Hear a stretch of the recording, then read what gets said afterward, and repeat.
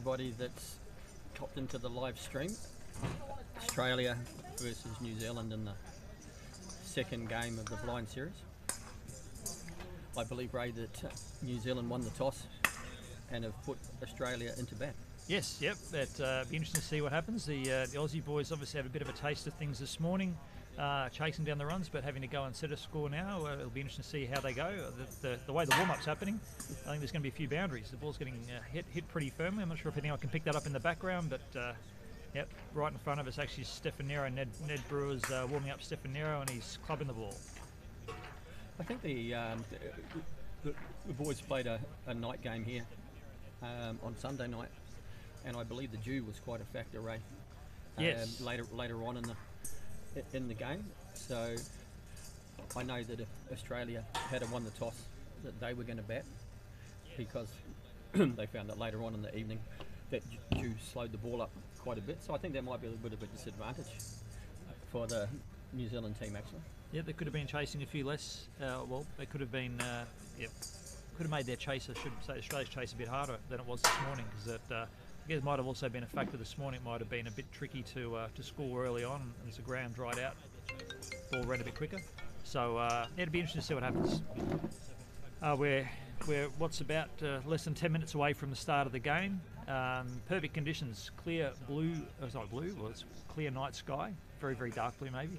Stunning sunset. Yes, we've just seen a spectacular glow of in the distance, in the distant west of the sun as it's setting, and perfect conditions. So no real wind to speak of. Everyone's looking pretty eager to get out. Although I have to say, everyone's also going for jumpers. People are looking around for extra layers of clothes. So unless you're a Victorian up in Brisbane, you're probably not going to be complaining. So you're going to be complaining about the weather, because it's pretty chilly. It should be good. So less than 10 minutes and we'll be on.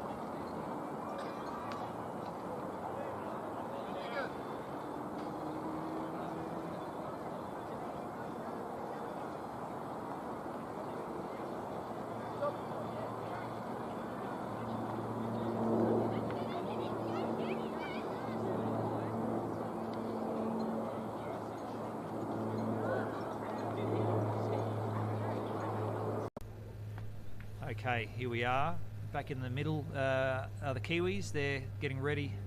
The Aussie batsmen just waiting to see who formally works out. The Aussies are huddled up, doing the final little bit of preparation. Matt McCarthy's in there talking to them. Should be exciting. Looks pretty spectacular out there.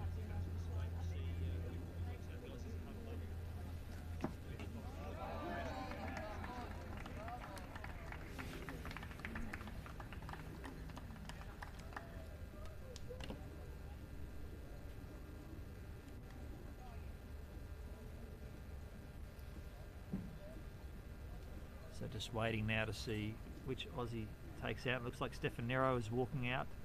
Brad Bryder, he's a long-time mate, and the Aussie vice-captain's going to give him the last little bit of instruction, probably just tell him to keep his head, take his time. And Stefan's going out with Matt Cameron. So Matty Cameron's going out now this morning.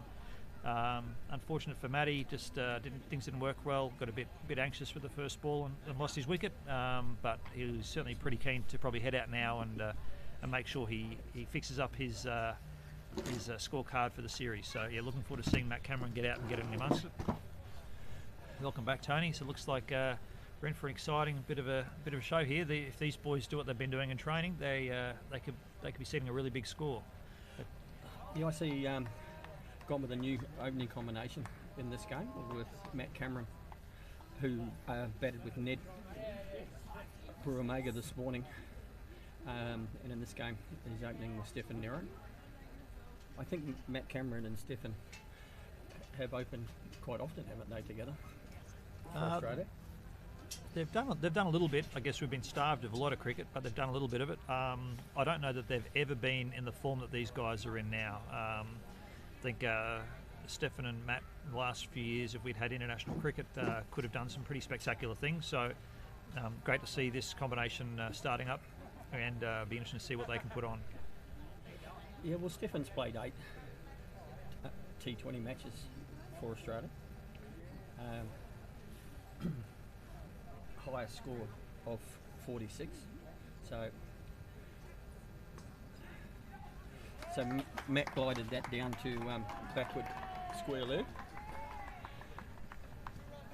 fielded, and 2 runs to Matt Cameron. Well, hopefully that's a real settler for him, Tony. I'm sure he'll be relieved. I think probably the most relieved person out here today would be Matt right now after getting a couple of runs. Yeah, well, Golden Duck in this morning's game, he said the ball bobbled and he lost sight of it. It was swung a little bit early. Picked up for a wide. It looks like Deacon Dunn bowling there. Unfortunately, he's just missed his line and put one down the offside. Back to his mark. It was well watched there by Matt Cameron. Just made sure of the line and let it go through. Very disciplined. Gets through mid wicket there. That's a great shot. He's got one. Looked like they're going for 2. Be close to the boundary. No, pulled in inside the boundary. The throw's coming in. Comfortable 2. Potential of a 3rd there. So yeah, great start by Matt Cameron. Great start by Australia. Yeah, I think with that ball going in the air for so long, when it hit the grass, it didn't run, because it definitely looked like a 4. So Deacon coming in off about 15-metre run up, bowling into Matt Cameron. So Matt's just turned that down to fine leg. Very fine. They've got 1. No, not getting 2. Stefan Nero. That's a good throw down there. That's Mark Flower play, the co-captain. Not a bad bowler either, Mark Flower. Now we get to see Stefan Nero. Stefan Nero, to me, he's showtime. He's a guy who can do something pretty special with the cricket bat. I think he's our best batsman and probably one of the best in the world. So, and he's no ball first up, so we might get to see what he does to a free hit. Is he going to be a free hit signalled? Yes, it is. So let's see what Stefan does to a free hit. Quite a way down leg side, right?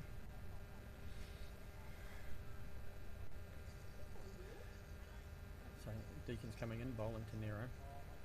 Bowls. Attempted the reverse sweep. Missed the ball, and it's gone for 4 byes. Better wait for the signal, but must have got a kick off the bat. Little tickle on it. Oh, that'll be a relief to Donna, the keeper. She wouldn't have been too keen to see byes put on her name in the first over. But solid start for Australia. They're out of the blocks quickly, Tony. 11 off the first over so far. And Deacon was very economical. I think he had 7 off his first over this morning. Comes in again to bowl to Stefan Nero.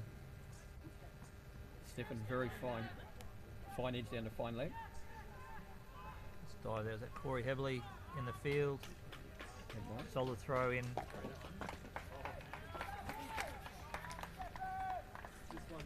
And Corey, for those who weren't listening this morning, so Corey was born in New Zealand, but has played all of his international cricket for Australia until this series.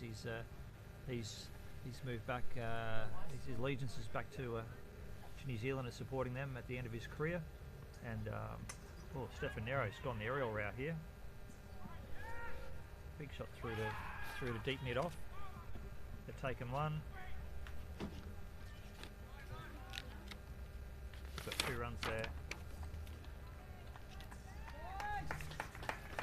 Definitely not so windy, Ray. I can tell because my paperwork was flying around this morning.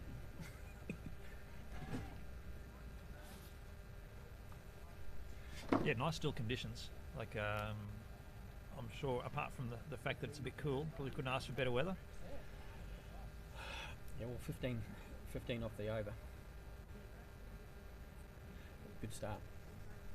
Well, let's see how close they go to keeping 300 as their target score, 15 and 0 for the 20. So let's see how the Aussies go. And be a relief for the organisers here to at least see one Aussie win out of today. Apparently, just a bit unlucky, the Def and the ID guys, but good to see the Aussies get up a win. And let's hope that this can be the start of journey towards win number 2 for the day for the Australians. Matt Cameron's just surveying the field, just checking where the gaps are, where the gun fieldsmen are. Looks like bowling end here. I'm trying to pick out who's bowling. So Mark Flowerday. Mark Flowerday is going to bowl. He's bowling off about 20 metres, right? Very much a softball style bowl with that slingshot right at the last minute. Can bowl a vicious in-swinger. Oh, Matt Cameron's just drilled that through. Backward square leg. Fielded. Markel done on the... McCaskill should say on the boundaries. Picked that up and kept it to 1. That was a great shot though.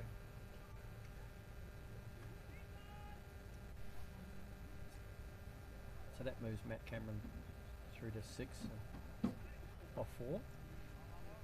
So Flowerday coming in again, and he bowls to Stefan Nero. He just glides it through the third man. Come back for 2. Comfortable too. Great running by both Stefan and Matt Cameron there. Good calling. Yeah, well, Stefan just angled the bat and just glided the ball out to third man. Used the pace of the ball. Comes into bowl. Stefan set up for the reverse, and that was a wide. Called. Picked up as a wide. He's probably good change there from the bowler, but unfortunately just a bit too good for himself and put it just a bit too far down leg. Obviously must have picked up that Stefan was going for a reverse and tried to shoot it down the leg side, but it didn't get away with it. So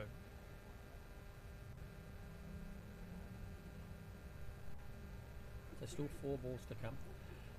Flowerday runs in, bowls to Cameron. Out the square leg on the boundary. Markel McCaskill's picked that up. He's throwing the pitch, throw back into mid wicket, sort of the middle of the pitch, but no chance of a second run there.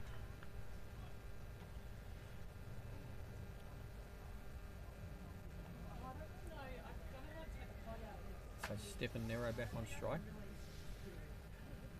Flowerday comes into bowl. Bowls. Nero leaves it. It's a wide down the offside. The way that Matt Cameron's backing up there and the depth that the keeper's fielding at, I mean, he's almost able to steal a bye there.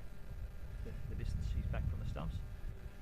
Not sure if that's something they really want to focus on. They probably focus too much on bat to ball. But Flowerday bowling again. Reverse sweep by Nero out through third man. Corey Heberley picks it up about a metre inside the boundary. Fires it back into the middle of the pitch. So 2 runs there, Graham.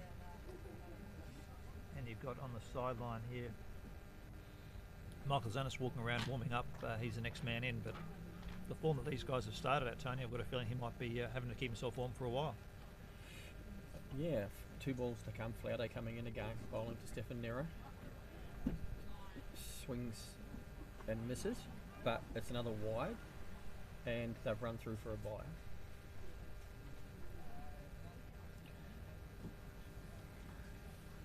He's getting some good pace, is Mark Flaude, but definitely much more erratic in this game now than what he was this morning.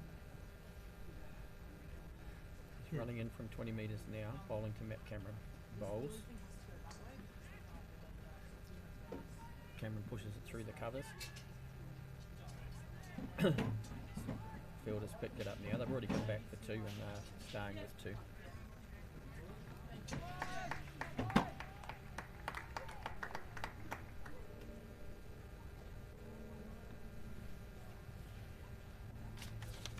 Another good over there for Australia. One thing's for sure, the Aussie cricketers stand out. The gold of the Aussie uniforms there, very easy to pick up in the background. The background of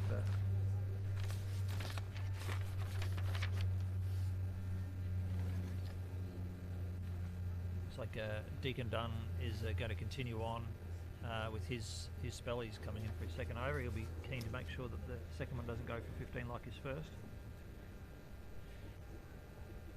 He's got a shorter run up than Flaude. Stefan's just he's on strike, just making sure the field's all set before he sets up and is ready to go himself. I know something's happened here. Something with the B1. That's K Smith now. Umpire came across and collected something off him.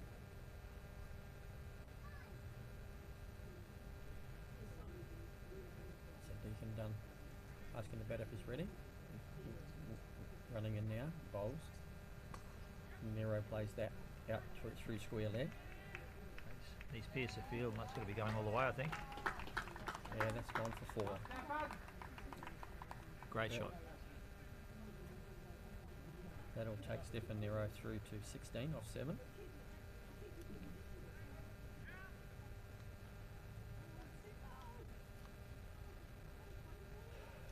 I know that Ray Stefan played up here in the trial matches. He couldn't play down in Albury because he had COVID and or isolating because his dad had COVID, I should say. But he seems to be carrying on the same form around that 200% strike rate. He batted brilliantly against Queensland when he was up here earlier this year. Oh, great shot there. Dunn has come in and Nero's put that reverse through, sort of straight through, back forward a point. Bounced, I would say only bounced a couple of metres inside the boundary. Fantastic shot, just brilliant timing. But he's got all the shots. He really is. I call him Mr. 360 because he really does hit the ball to every part of the ground, and hits it hard to every part of the ground. So yeah, he wouldn't have been too far off a 6 there. Great timing. Be interesting to see how the Kiwis go as Deacon comes in to bowl to Stefan again. He's gone down the wicket. Fast ball, comes down the wicket and just got through him with pace. So he's only scored one score over 50 in all games, one ODI and T20. Stefan Nero, and top score of 63, so I think he'll be keen to push on past that today. Deacon Dunn coming in, bowling to Stefan Nero. He's wrong-footed Corey there, and deep backward point, and it's gone through for 4. Great shot, Stefan. He's just opened the face and with a great bit of timing, but he's let the ball do all the hard work. Yeah, great shot. And the night game on Sunday night, I believe, was the first time a lot of the players had actually played a game under lights. Yes, there have been only a few of the states have had the chance to play under lights. Like the Queensland boys who've been able to have a few games under lights, which has been fantastic. But it's a different experience, that's for sure. Ball's gone down the back just through fine. Yeah, deep fine leg. Deep fine leg. Oh, is there a collision there, or someone's just had a bit of a tumble? There's just Kate finding her feet. She's had a bit of a trip there. I think she looks like she's okay.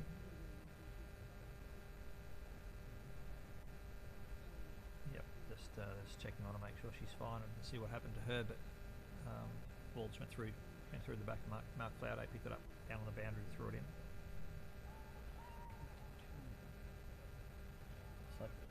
So Deacon Dunn going to go for a third over. Looks like Kay's hurt herself somewhere there. She looks like she's making her way to the boundary. She's being guided off. So that's not good to see from the Kiwis' point of view.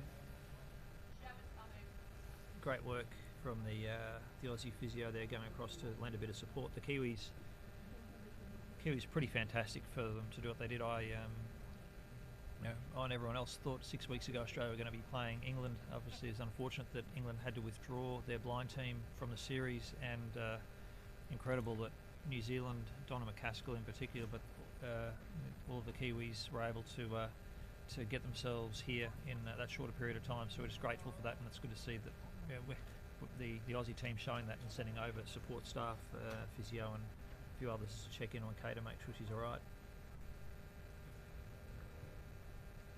So drinks have been run out there. Looks like Lockie Wallace running on the field just to deliver the drinks to the boys. So none for 41 off 2.5 overs. So Deacon's still got one ball to come in this over.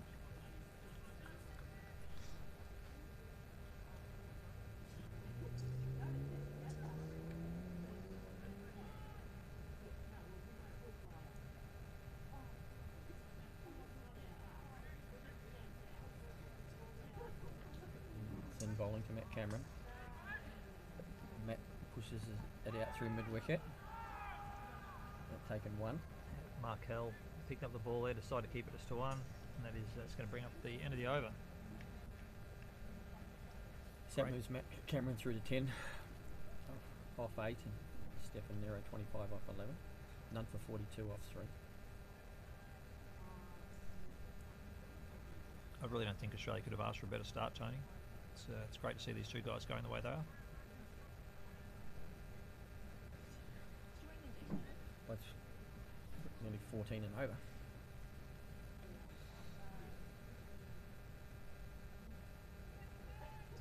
And to be honest with you, Tony, I don't think the bowling from the Kiwis has been bad, and nor is their fielding really. It's the shot Stefan's hitting, I think you could have almost any international field and he could probably get similar runs. He's had good bowling, and he's just been in total control of his game. It's been great to see.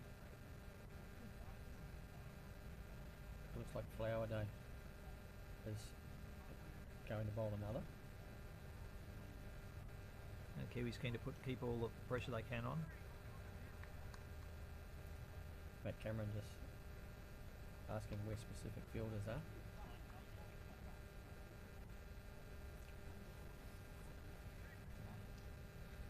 I think I can pick up from here, Tony. He's batting a bit out of his crease. Oh.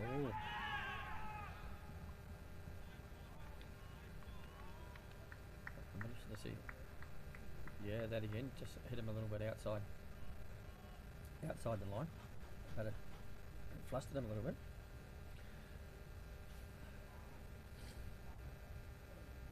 These are sort of the conditions that someone with Matt Cameron's type of vision impairment, if the ball gets lost a bit on him here, it's going to be pretty hard for him to pick up. They certainly prefer the bright sunshine than cloudy skies. So it'll be interesting to see what his feedback is at the end of his innings as far as the seeing conditions to pick up the ball.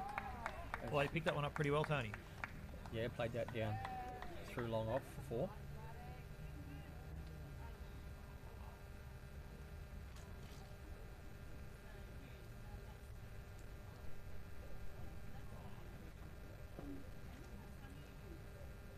Certainly taking no risks.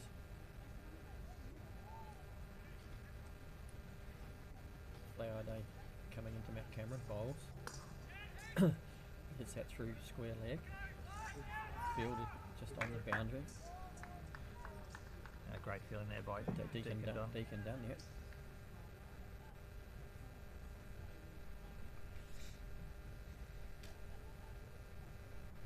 silent. Looks like Kay's still getting a bit of treatment from the Aussie physio on her elbow. So if they're doing that and she's on the sideline, there's maybe hope that she'll be back on and joining the team fairly soon.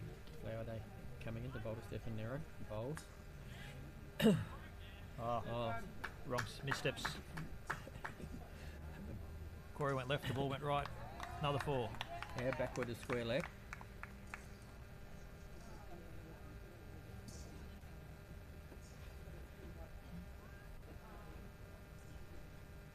The pitch is definitely well lit from here. The 2 balls still to come from Mark Flowerday. Goes to top of his run. Running in now, bowling to Stefan Nero. Bowls. Stefan Nero hits that out through mid wicket. And 4 runs. Really, what a phenomenal shot. Straight down at the ball. Hit it really, really firmly. Bounced probably 10 metres inside the boundary. So fantastic shot by Stefan Nero there. So I wonder. KK Smith's still off the field getting medical treatment at the moment. So that means that New Zealand have only got 10 players on the field. Wide by Flower Day. Still got 1 ball left in this over. I wonder if a little bit of pressure's creeping in there, because I guess you've got the co-captains of New Zealand there who are bowling the first 4 overs, and they're getting hit a bit. I wonder if they're starting to scratch their heads, wondering if they've made the best call. Flower Day runs in again. Bowls. Stefan Oh, Nero Stefan lines up. reverse sweeps backward a point.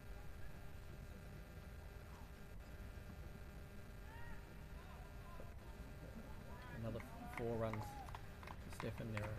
I was waiting for that to be signalled. I thought that the way that came off the bat, it almost had to be a 4, but That takes him to 37.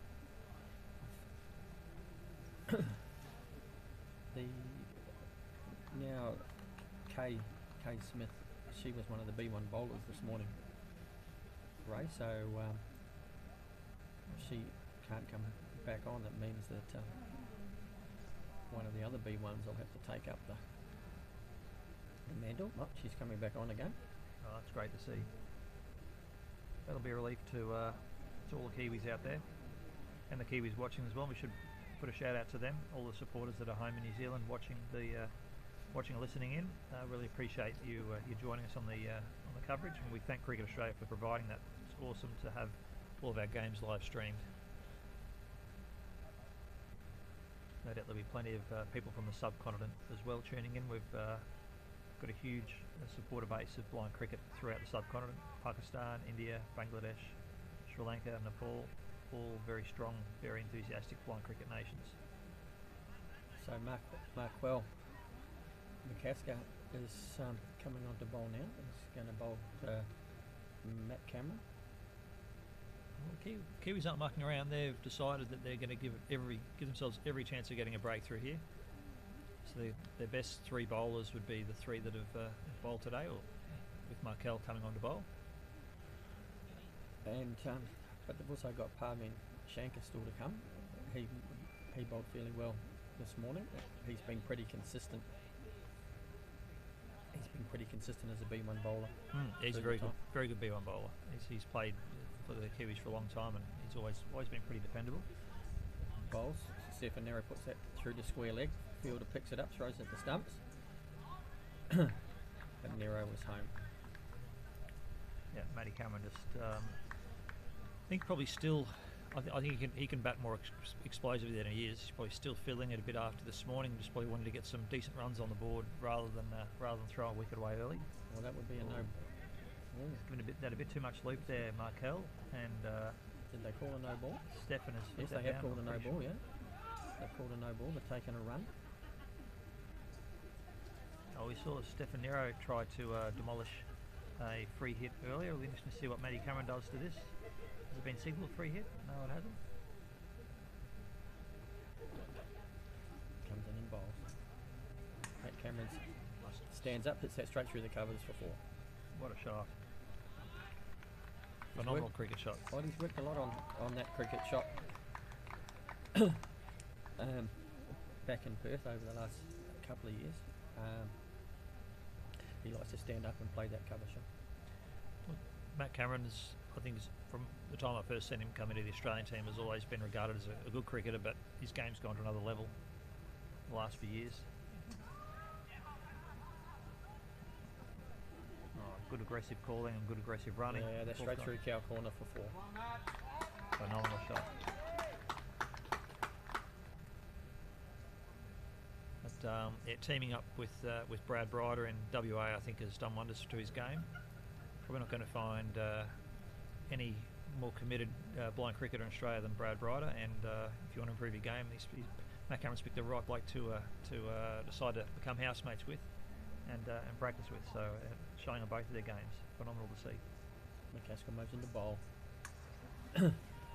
Cameron plays that through to long on. Chasing it down. It's gone almost all the way to the boundary. And I think right now, James Dunn, who's come back for this series to help out the Kiwis, is probably regretting his decision. He's thinking...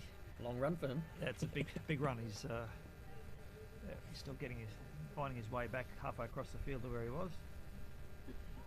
In comes Markel. Mid-wicket, beautifully split through the gap. Chase down towards the boundary. Just inside by looks of things, Deck and Dunn's picked that up. They're going, taking a third on the throw. Oh no, one short. Ooh.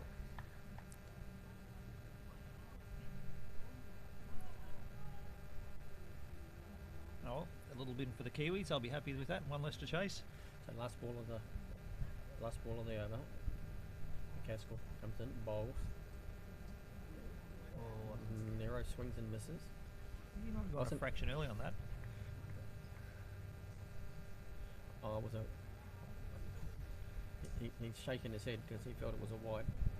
Fair enough too. Yeah. Like it was pretty close there. It drinks a run out. Pretty enthusiastic 12th man here. Mikey Berg and Lockie Wallace. So none for 75. Off 5, so they're still running at their 15 runs and over. So Matt Cameron's actually played 21 T20 games for Australia. Debuted 2016 in Adelaide in the Ashes series. Played in the 2017 World Cup in India and 2018 World Cup in the UAE. Top score of 84, 450s. Definitely playing the type of game to score another 50 today. Absolutely, yeah. Looking forward to building. He's looking to build on that and the way they're scoring.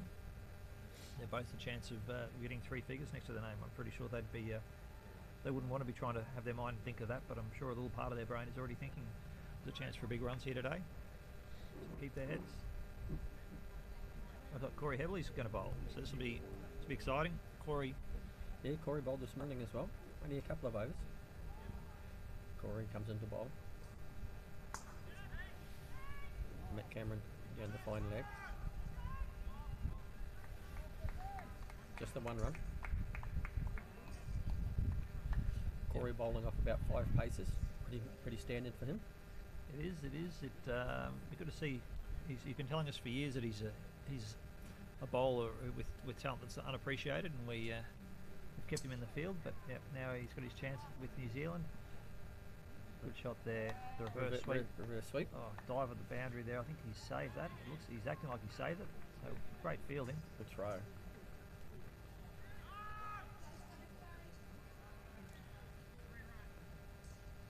Oh, fantastic running by the Aussies.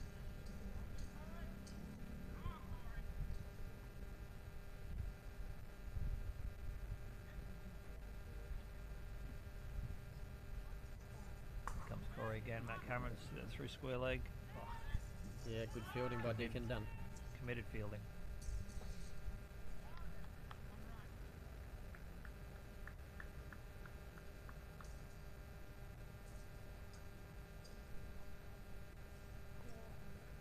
I think Corey Heavley's bowled more overs today for New Zealand than he bowled for his whole career for Australia. I know that he only bowled one over for 9 runs in the T20 format for Australia.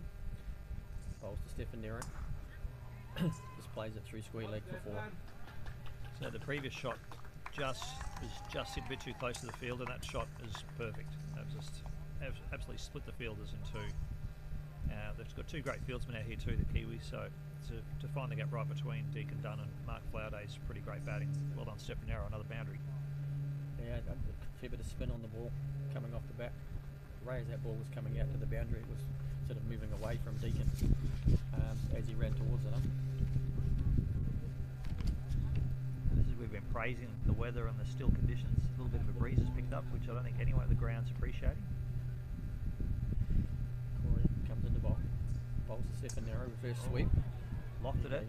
Yeah.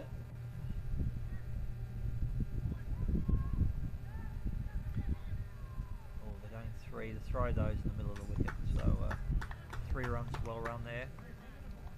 Yeah, good reverse sweep through deep point.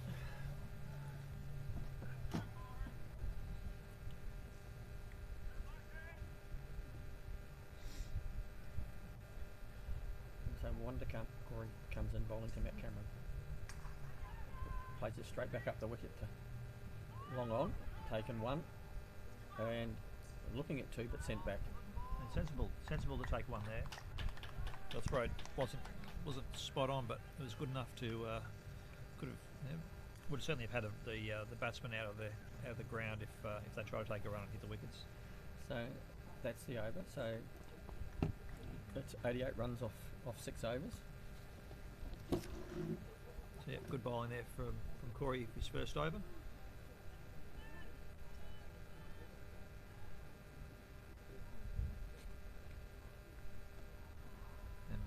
Stefan Nero and Matt Cameron just having a bit of a chat in the middle, just no doubt trying to make sure each other stay focused, just talking about a few gaps, just watching the deliveries that are coming down.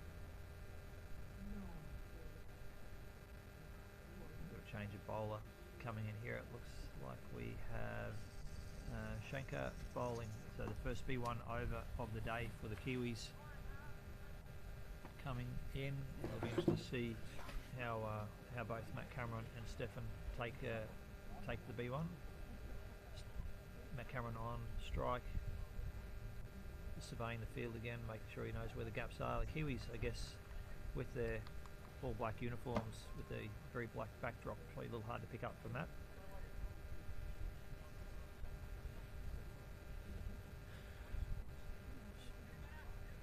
Shankar steps into bowl, bowling to Matt Cameron, stands up and swings, and misses.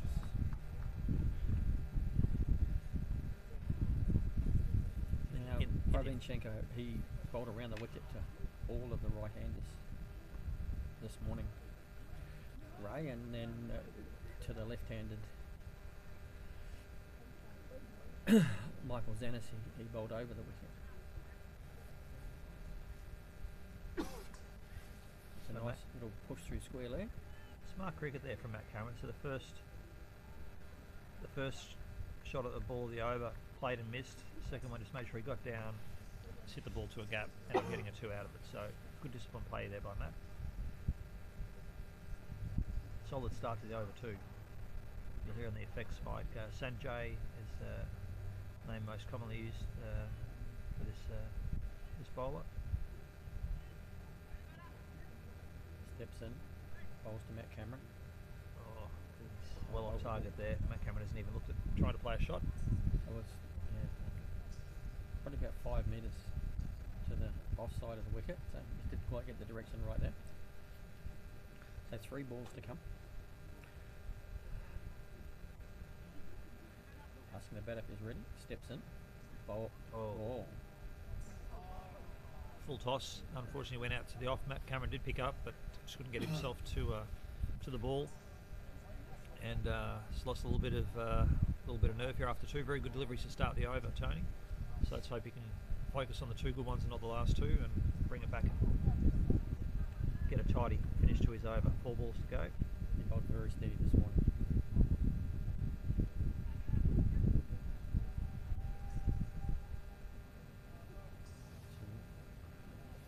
Wide down the offside. Disciplined play there by Matt Cameron, just picking up early that it was going to be a wide and left the ball.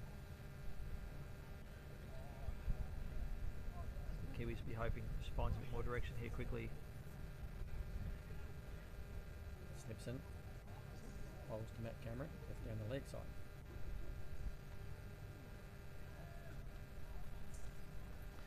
This is where the frustration builds. Tony is a B1. He's bowled a few loose ones outside off. He's tried to straighten it up and then put one down the leg side. The trick now is keep focus for the batsman. Steps in, bowls to Matt Cameron. Wide down the offside.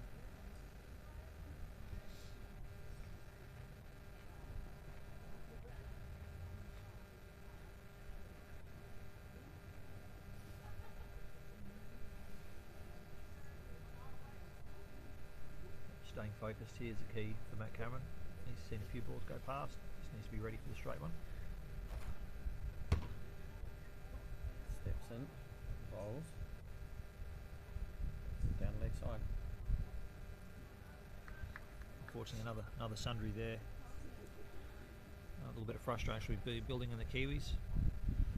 I would imagine with the breeze it's picked up, they'll be all getting a bit cold too, standing still for a little while.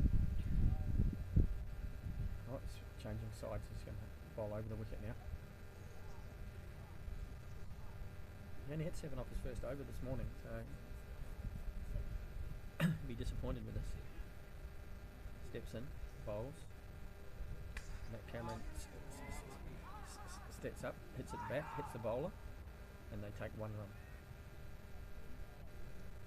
Yeah, unfortunately, Matt Cameron shot just a fraction too straight there and into his batting partner, and ricocheted in towards, I think it was James Dunn.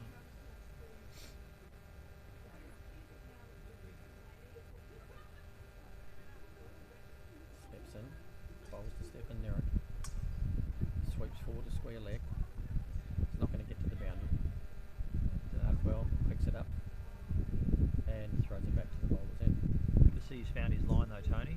It was a little concerning, 2 good ones at the start and then those sundries, but the last 2 balls, pretty well bowled, so good to see he's back and found where he needs to be. Well, he's got 2 more balls for this over, so he's looking at a 12 ball over at this stage. Steps forward, bowls to Stephen Nero. It's a wide down leg side. Well, commentator's curse on him, unfortunately. Sorry about that. But, a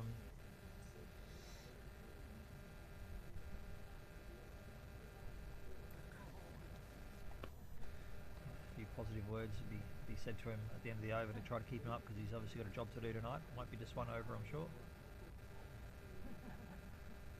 Australia just gone to the 100, run for 100. He bowls, Stephen Nero. Just a delicate sweep through fine leg. Taken to Markel. Oh, How's it go at the wickets? I reckon that throw might have actually beaten Matt Cameron in. Be interesting to see. No, Comfortably in. no, comfortably in. So 51 for Stephen Nero.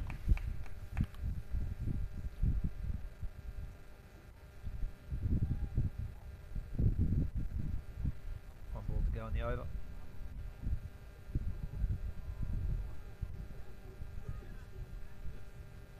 Steps forward, bowls, Stephen Nero, reverse swing, straight past.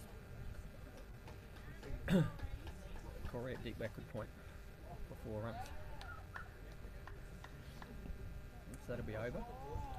He hasn't decided to take any time to celebrate his 50. Straight onto the job. Another boundary. So none for 106 off 7 overs. So Stephen Nero 55 off 22 and Matt Cameron 34 off 23. Yeah, no, great start by the Aussies. Really exciting to see these guys doing well. Well, they're still sitting at a run rate just over 15, so 15.14. They'll be pleased with that.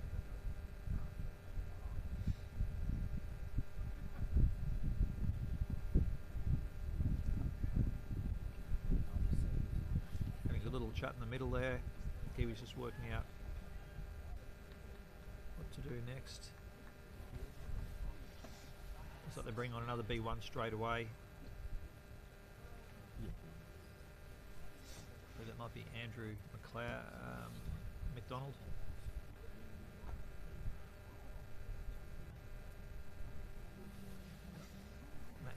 surveying the field. It's another B1 bowler.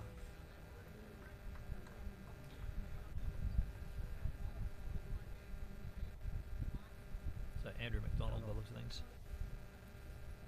Yeah, Andrew didn't bowl this morning.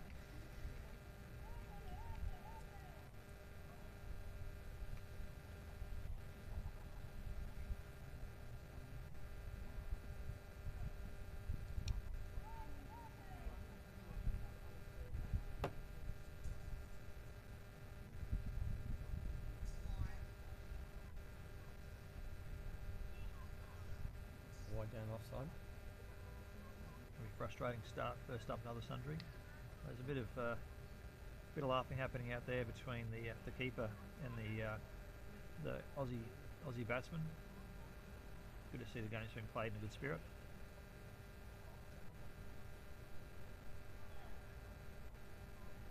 Something certainly tickled Donna McCaskill, the Kiwi keeper's funny bone. She's having a good chuckle out there. Good to see the Kiwi spirits are up. Aussies have put on 100 in pretty quick time.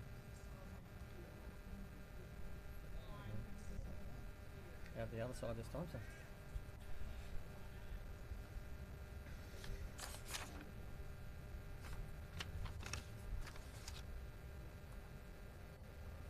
And Michael Zanis is still on the sideline here, still trying to keep warm. His run, it looks like tonight he's going to have Shaw Fitzpatrick running for him. Those boys will be both enjoying the fact that Stefan and Matt Cameron are doing so well, but at the same time pretty keen to have something to keep warm. Oh, Matt Cameron's gone for played that down through fine leg for a 4. He's not mucked around with that delivery at all. Great shot by Matt Cameron. Yeah, very strong stand-up shot.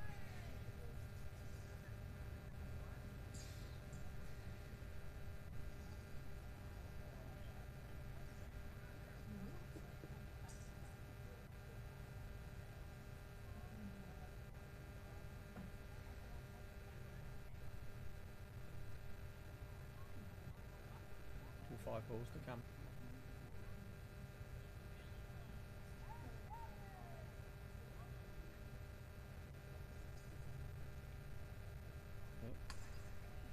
Same shot again. Same ball, same shot, same result. Another 4 to Matt Cameron.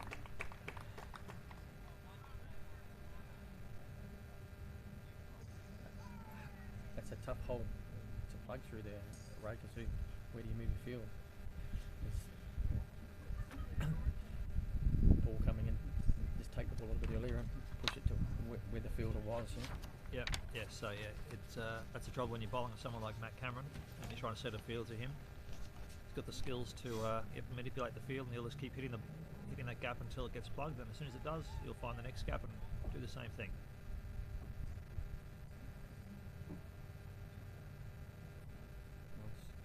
It's not quite going to get there. That'll be a no ball. No ball, dead ball. Dead ball. Should be a no ball, dead ball. Dead ball. Umpires. Dead ball.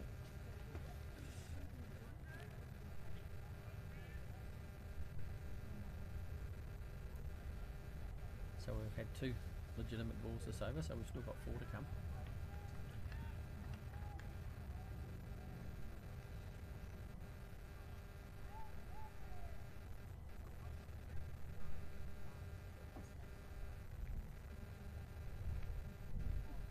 Ball's rolled inside.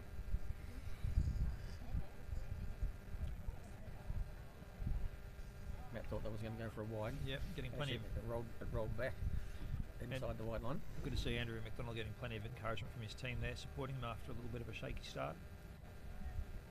And the thing we've got to think of is the Aussies were preparing, even though they went together all that often as a team, they're preparing the whole of the lead up to this competition to be playing England. So you'd expect the Kiwis, without having any idea they're about to play a series, to be a little bit rusty, and maybe that's what we're seeing in some of the bowling. Yeah, another shot through cow corner.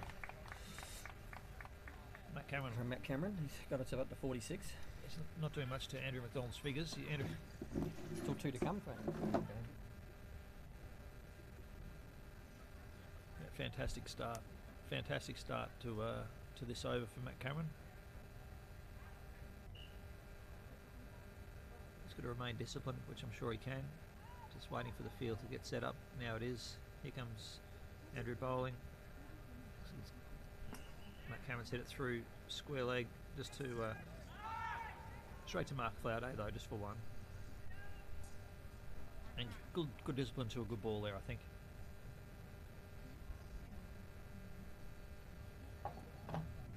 Stefan Nero, who's been at the other end watching all of the fours, will be pretty keen to join the party if he can. He doesn't like to miss out on a boundary if there's one around. He's had a quick look over his shoulder at backward square leg. Interesting to see if that's where Stefan goes with this shot, and he has hit it there, but only hit it fairly fine. They're going to take two. Yes, they're going to run hard. Take two. Oh, good solid running by the Aussies. And they're looking at taking a third overthrow, and they have got a third with the overthrow. Solid running. Another good over for Australia there, Tony. Yes, it's done for 124 off 8, 15.5 runs per over. Matt Cameron on 47. Stefan Nero on 58. Going along very smoothly. They look confident. Absolutely, yep. They you couldn't really ask for any more. I think Matt McCarthy would be really happy. And Michelle Hare, the coach, would be really happy with the decision to send these two boys out to open. They've done a great job. And certainly, after Matt's start this morning, getting the Golden Duck, he'd be feeling a relieved man right now. He obviously still got to focus on this innings, but certainly the memory of the Golden Duck this morning will well and truly be washed out by the way he's batted now. Markel's back into the attack. Bowls Stefan reverse sweep. No, it was a legit ball outside of stump and went through the keeper and no run. Top ball for New Zealand. Good bowling. I wonder if just the change of pace. He's had two B1 overs and then the faster pacing comes Markel again. Stefan has adjusted beautifully and he's hit that through square leg. They've gone for one. They're looking at two and that might be save your leg, Stefan Nero. Here's another four. So the first ball got him with pace and took one ball to adjust himself and then straight into it again. Stefan, fantastic batting.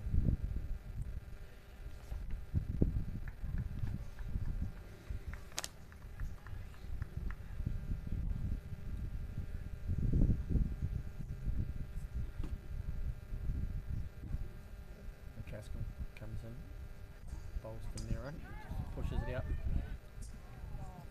through backward point for 4. Moves himself to 66. Definitely stepped up the pace again.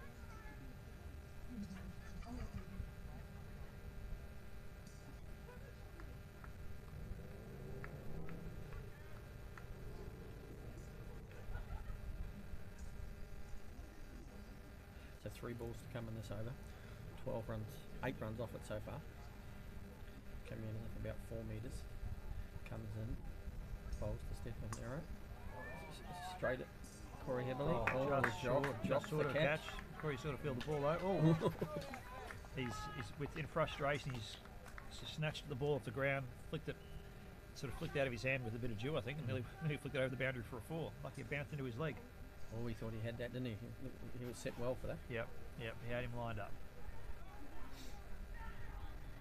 He'll be cursing that for quite a while, I would imagine. That was, got away with one there. The Aussies, the first time they've given a chance the whole innings. And that was only really a half chance. It was pretty firmly hit. If you get caught out in blind cricket on the boundary, then you almost count yourself a bit unlucky, I think. Comes in and bowls to Stefan Nero and just glides it through cover. Looking at 2. Yeah, they've got 2. Very solid, very strong running. Yeah, so 2. 1 to come in this over. 12 off the over so far. Stefan Nero on strike. Caskell comes in, bowls to Stefan Nero. Just pushes it forward a square leg and they take a single. That'll move Stefan through to 71. So he's already passed his highest score now. Remember 63 was his highest score to date. Tony, Only 9 overs so far. yeah, phenomenal for the Aussies. So 9 overs, another over, and we get drinks. Thing is, normally the players will be going for electrolytes, Tony, but I've got a feeling there might be a few orders of hot chocolates or cups of coffee or tea. Yeah, I can understand why. It was quite cold here last night, Ray, with the opening ceremony. I know that both of our hands went a bit blue, sitting out there in the cold. A bit of a bitter wind last night. I have to say, if it wasn't for the great catering that was organised by Taryn, I believe, from Cricket Australia, that was the only thing that kept me warm, actually, with the little sliders, and then I had to sample the cheesecake and the mud cake at dessert just to make sure quality was up to scratch, and it was. But yes, it was a bit cool sitting out there last night on the ground, and I think the Aussie boys, who are all dressed pretty smartly in their polo shirt and light jackets, were regretting that. But in comes Henry McDonald again, well watched by Stefan. He's let that go just outside off stump, and there's a wide. So yeah, Matt Cameron getting close to his 50. He has 47 runs, so still 3 away, but Stefan Nero's really had the whole strike for the last over, and then took the single on the last ball, the last over, so he's on strike again.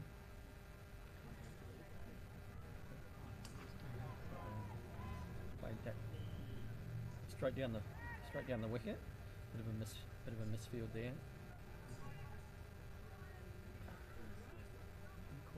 Corey Hebley, the fielder, he's probably the one fielder in the Kiwi team that I would not be trying to take a sneaky extra run on. He won't take a run on his arm. He has one of the strongest arms in blind cricket.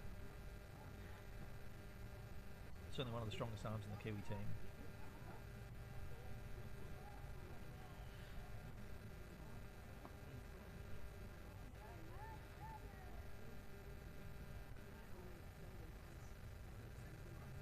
That's definitely wide on the offside. Yeah, good discipline there by Stefan. Just watched, waited.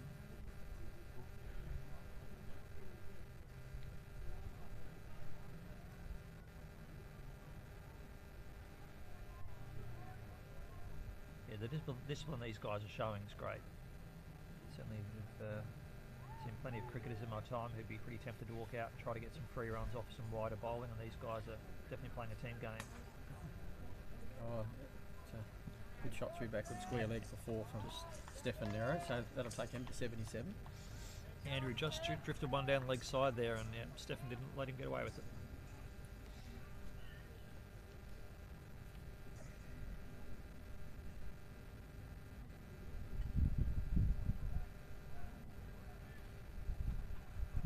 Send a few shout outs too, Tony. We've got all of our blind cricket associations around Australia. There'll be players from all of those associations pretty keenly tuning in, so I just want to pass out our thanks to them for joining in. I hope they're enjoying the show that Stefan and Matt are putting on. Yes. Called that a run? Well, I believe called a run. So, I guess to show, the breadth of blind cricket in Australia, Matt Cameron started his career in New South Wales, then played a bit of cricket in Victoria, and is now residing in WA. Matt Cameron, 3 square legged, just a single.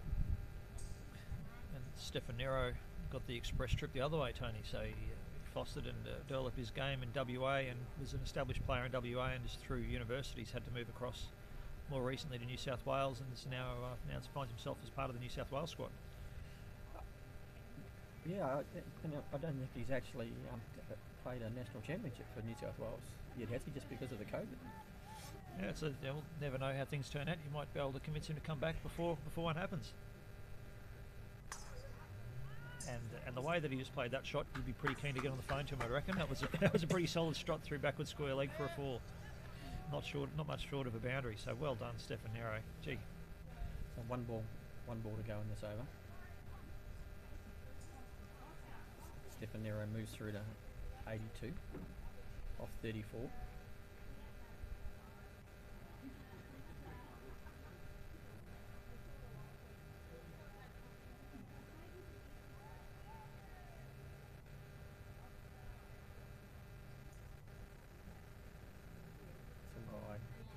down leg side. Stefan watches that one, decides to play the team game, let that sundry accumulate for the side.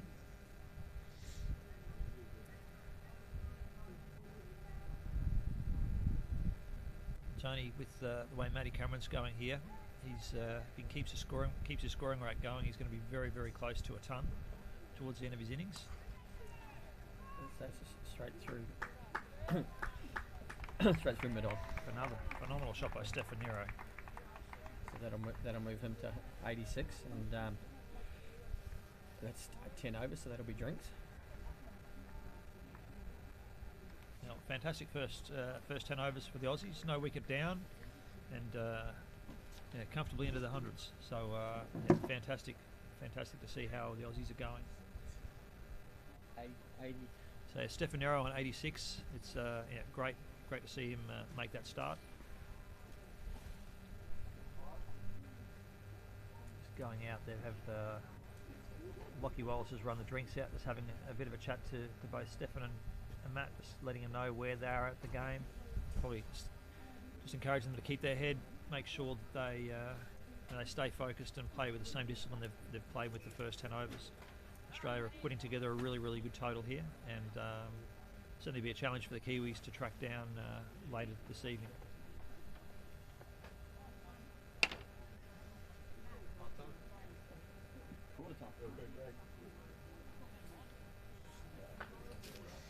So now the team physios just run out there to have a bit of a chat with Stefan as well, just to make sure he's feeling good. Took a bit of a knock this morning, so just making sure he's all right. And looks like he is. 86. Matt McCarthy, the captain's just run out to just to give him a bit of a pep up as well, let him know that things are going well. So very exciting to see him getting 14 runs short of 100 in his first serious dig here at the inclusion series. Very exciting to see.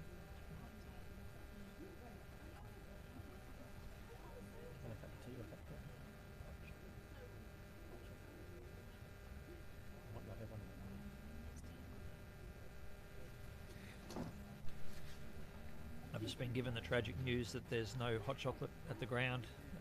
As someone who doesn't drink tea or coffee, I'm going to be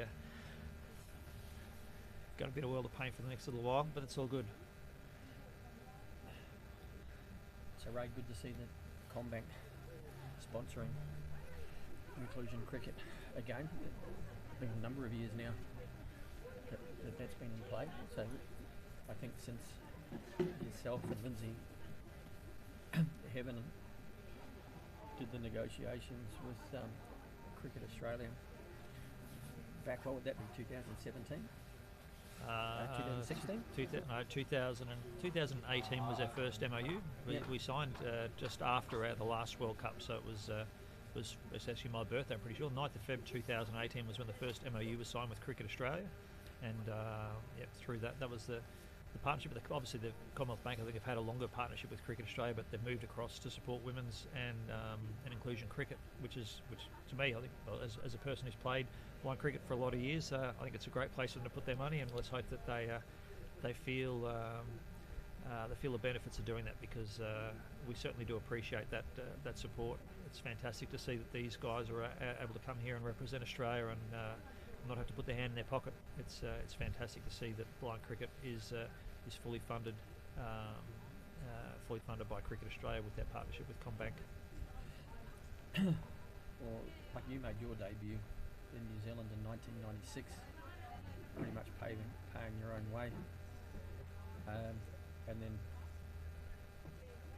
played obviously then right through till 2018. So 2017 would have been really the first year that you didn't have to contribute funds, wasn't it?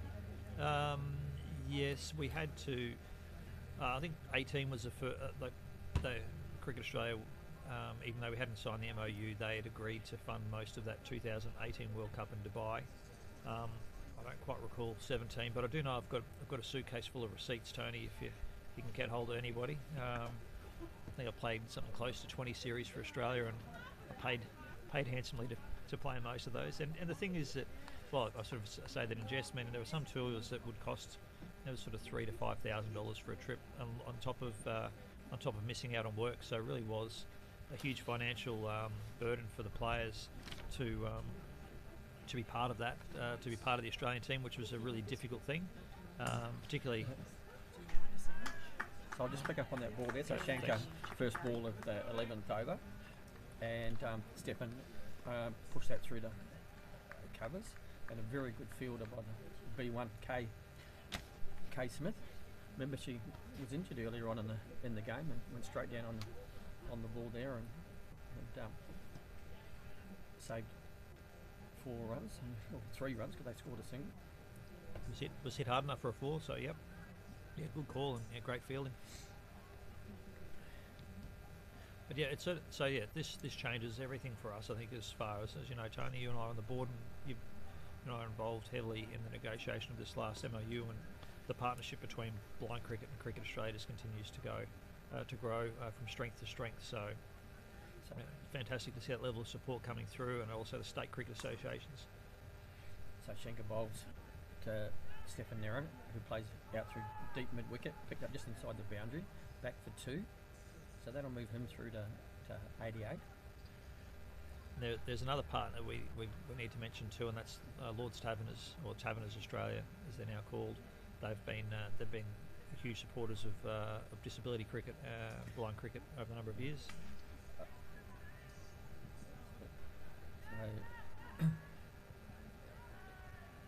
So Stefan Nero stood up, hit that one through mid-on, misfield, went off the fielder's foot, and they came back for a second run.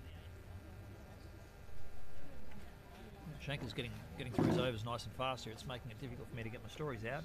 But here he is again. He's at the bowling mark. Stefan gets himself set. Shanker comes in bowl.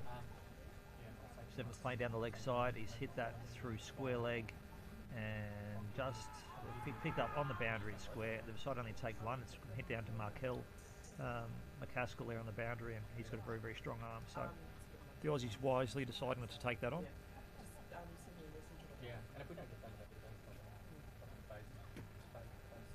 Shanker lining up again. Again, another aspect of his bowling. He doesn't muck around. His overs are done really quickly. Bowls in. Matt Cameron hits that reverse sweep. Hits it down to third man, and he's made it. Very fine shot.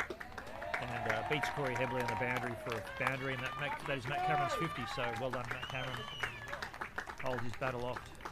Gets a bit of a high five and then a hug from his counterpart out there at Stefan. So Stefan come down and realising the importance of that to Matt Cameron. So fantastic to see him get his 50. And very, very exciting, the young fella. So Tony's just calling Matt Cameron's 50 there, that he brought up with a reverse sweep that went just down through third man, beat Corey and hit a boundary. So great way to bring up his 50. Oh, and then he stands up and swings and misses. Yeah, as coaches just yelled out from the boundary, head down. So yeah, want to make sure he stays focused. More drinks are being run out, so a little message going out to the Aussie boys. Well, only 7 ball over that one for Praveen Shankar, so he'll be much happier. With that.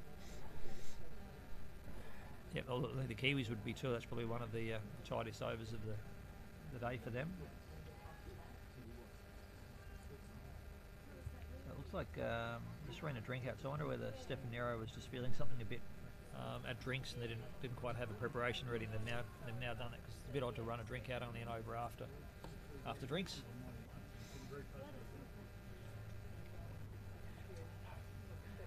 But yeah, very, very good to see. Very good to see. And Andrew McDonald's back up and bowling. So the Kiwis are keeping on with their B1 bowlers. They wanted to get these overs through. So yeah, very good to see. So this will be Andrew McDonald to Stefan Nero. Stefan Nero on 91 off 38 balls. He'd be looking to bring up the century this over, I feel, right? To get this close, the way he's batted, do you think he deserves 100? Let's hope he can do that. It's going to be wide. I was just pausing because I felt that it might have been a dead ball again.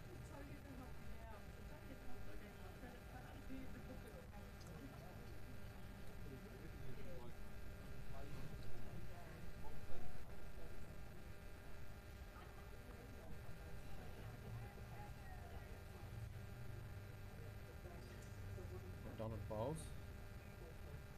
Wide down leg side. And discipline again, Stefan. I mean, 91, nine runs short of 100, and the ball gets bowled loose down the leg side. Be pretty tempting to walk over and to try to belt that for a boundary. But yeah, shows where his mindset is, Tony, when he's got that plays that level of discipline.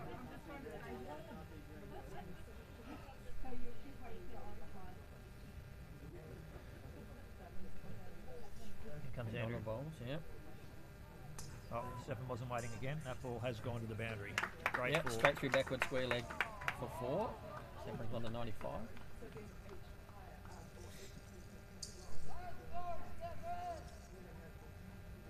And that wasn't that far short of a 6, Tony. To be honest, it would have been maybe less than 5 metres short of a 6. It was hit very, very firmly. So McDonald back up, getting a bit of a hand actually from the Aussie Matt Cameron there, the non-strikers end to find the stumps. Yep, prepares to bowl. Bowling to Stefan Nero. Bowls. Down the wicket, he's charged him. Yeah, good straight drive through long. What a shot. Fantastic shot, Tony. 99. Yep, 99, so one short of his 100. Let's hope he keeps his head here.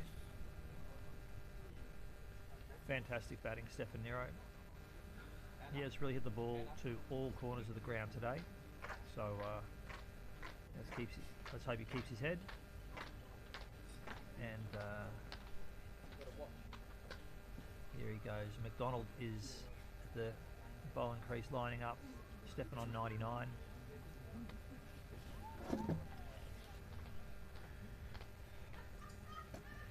Here he comes. He's going down the wicket again. He's driven that again. That is hit hard. He's found the gap. And that's a 4 through deep on drive to bring up his 100. Well done, Stefan Nero. Bat held aloft as it should be too. He's very happy. Big thumbs up to the Aussies on the boundary. Big hug with Matt Cameron. That's good, mate. It's a big pat on the head. Bat up again.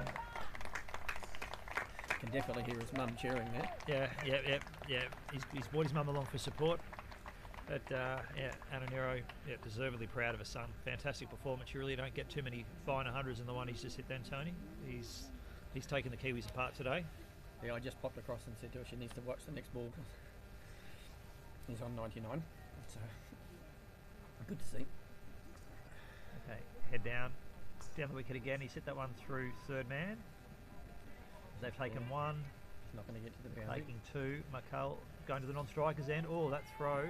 Oh, they're going to get overthrows there. Keen to see if that throw actually beat Matt Cameron in. Let's have a look. No, Close? No. Well run again. Beautifully run by the Aussies. That's probably the 3rd time that McCaskill's he's thrown that long one to the bowlers in, and they haven't quite had the backup in place.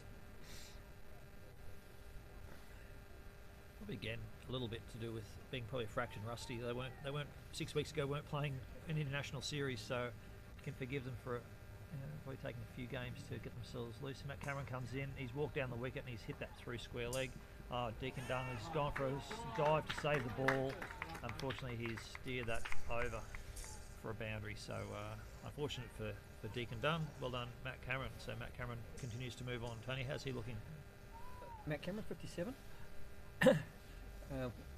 Andrew McDonald's got 1 more ball left in this over.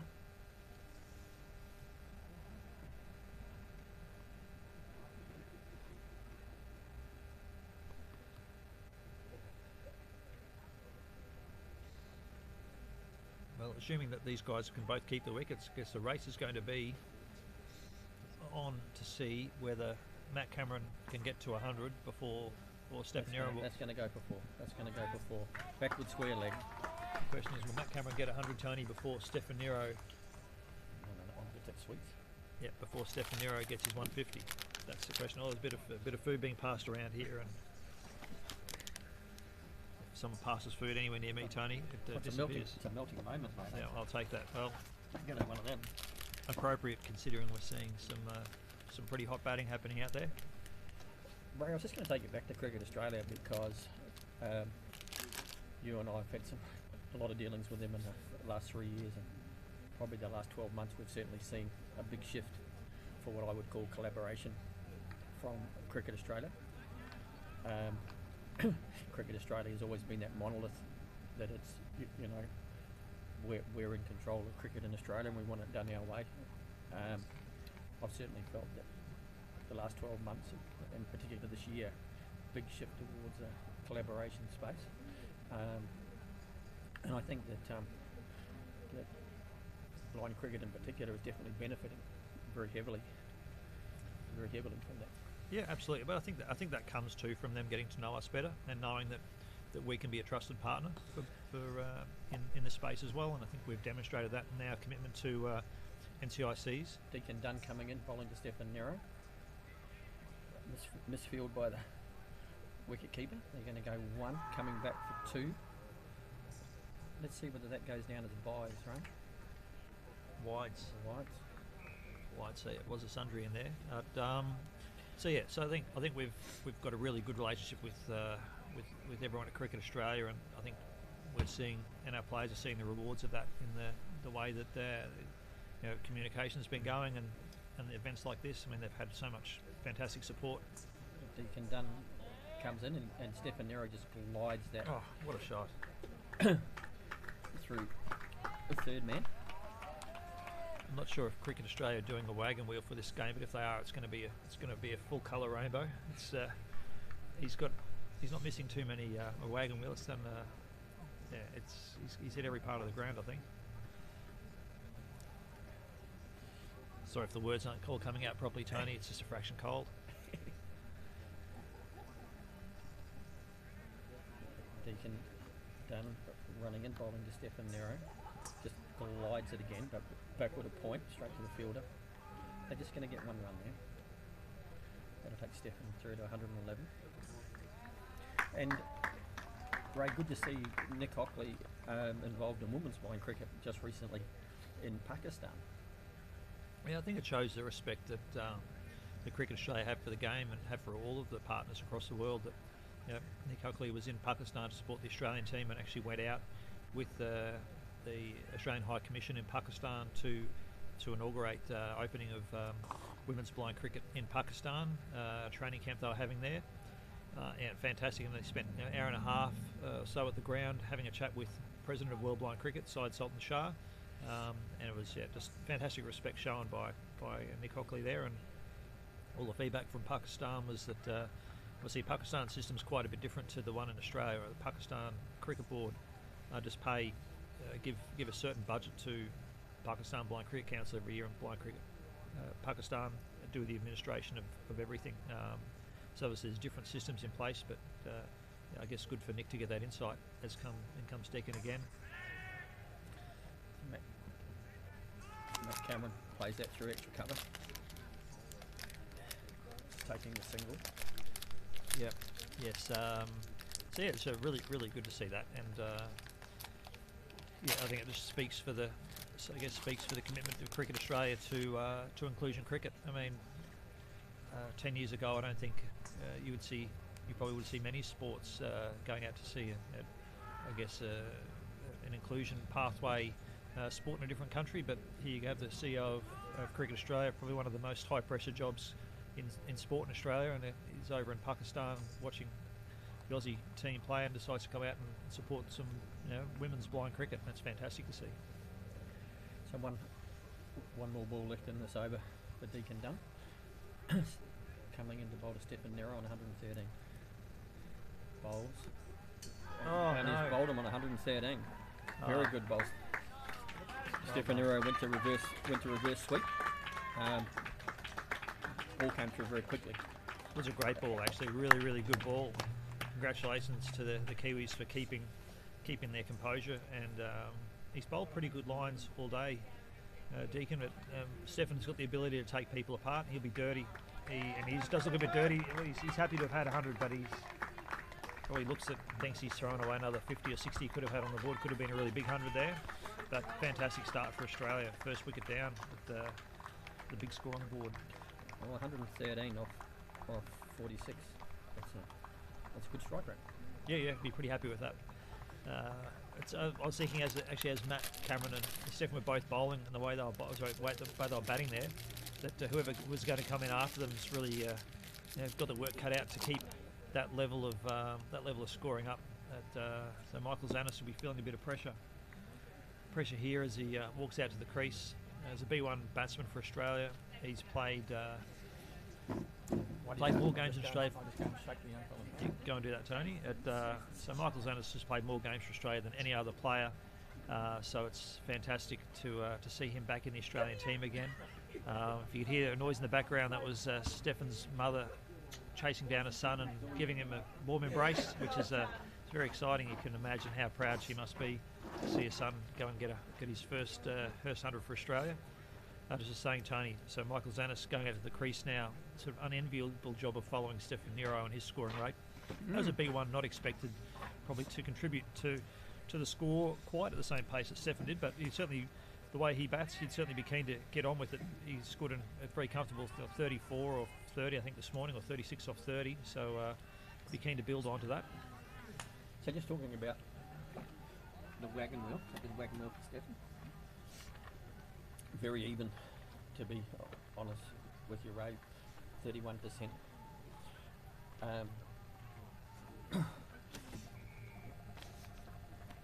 Sort of through that fine leg era, 28%. Third man, 23%. Sort of through that mid-wicket cow corner area. Like you said, all around the ground. Yep. Yes. Anyone hoping to get some insights into where to bowl to him after that innings? I think the only insight you get is bowl straight and hope. He certainly can hit the ball to all parts of the ground. Doesn't really have a weakness in his game. And Michael Zanis, their first ball, he's faced there. He's hit a solid defensive shot. Just went off the bat, but Corey Hebley is in very, very close in on the bat, just forward of point, and no run there for him. So Flaudo bowls and straight through Michael Zanis, straight through the wicket keeper. So one by there.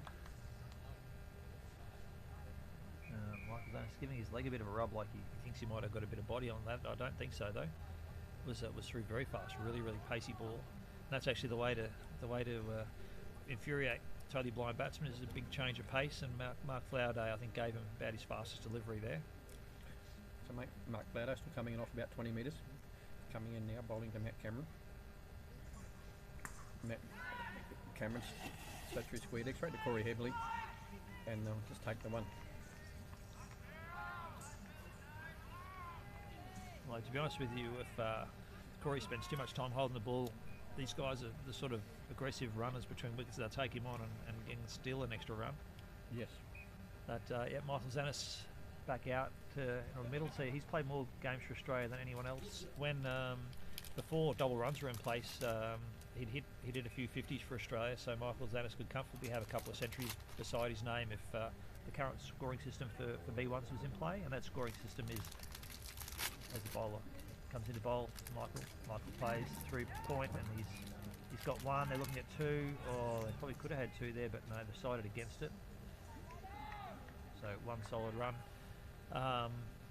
So the scoring rate now for a totally blind batsman, every run off the bat is accredited with two. So if they hit a boundary, instead of it being a 4, it's an 8. Instead of a single, it's a 2. Michael Zanis getting his first runs on the board in this innings with a really nice shot, nearly doubled up there, but ended up being just a 2 runs. So Flaudo bowled that.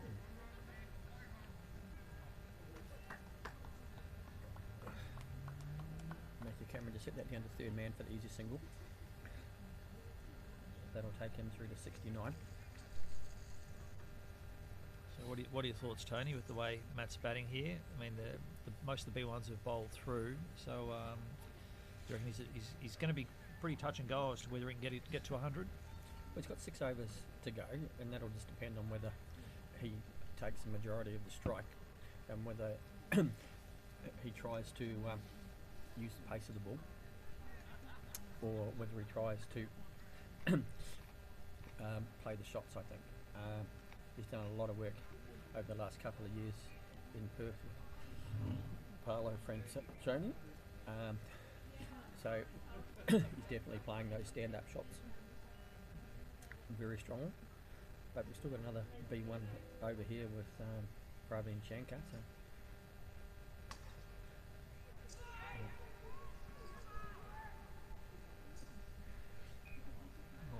He said that very hard, but at a fieldsman to get it down to JD there. A little bit of confusion with the running. They weren't confident to take that single, but ended up taking that. It takes Matt Cameron to 70 and brings Michael Zanis on strike.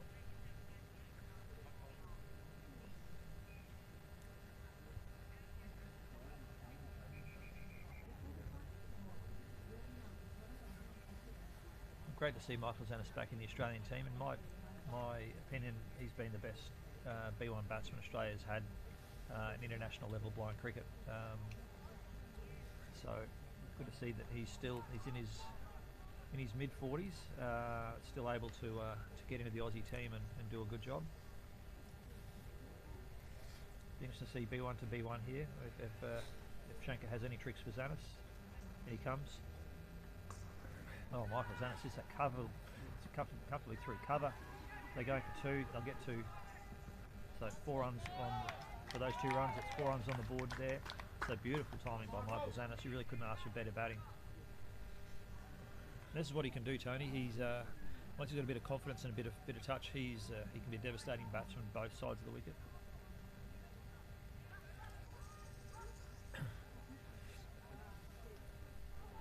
Shankar again prepares to come in, bowl. Oh, long ball. It's going to be called no ball. Well, the umpires haven't called that. Well, they have called it. Square leg did call that a no ball. Free hit. The free hit will go to Matt Cameron, who will be excited by that prospect. It's a chance for him to get himself a little bit closer to his 100.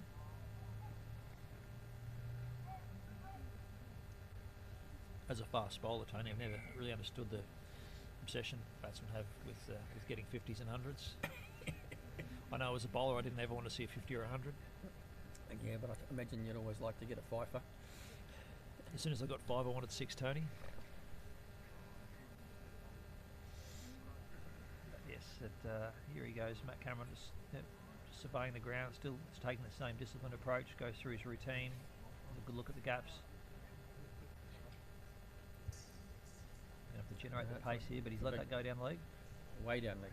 Oh, it's been fielded by a leg slip. Corey Hebley at leg slip there's picked that up. So unfortunately it looks like Shankar just hit the ball into the wicket a bit too early and lost his line. Probably trying to overcompensate for the no ball on the previous one.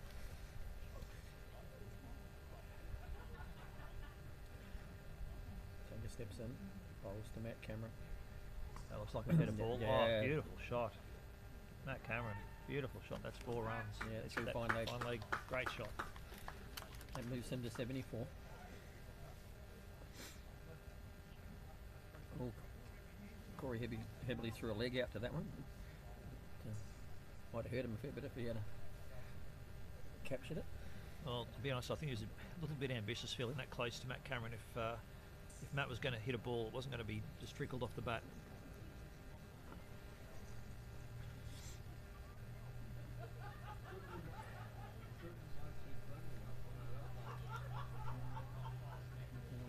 Still got a run rate 15.52, so still looking at 300. That's wide down leg side. Matt Cameron still being cautious.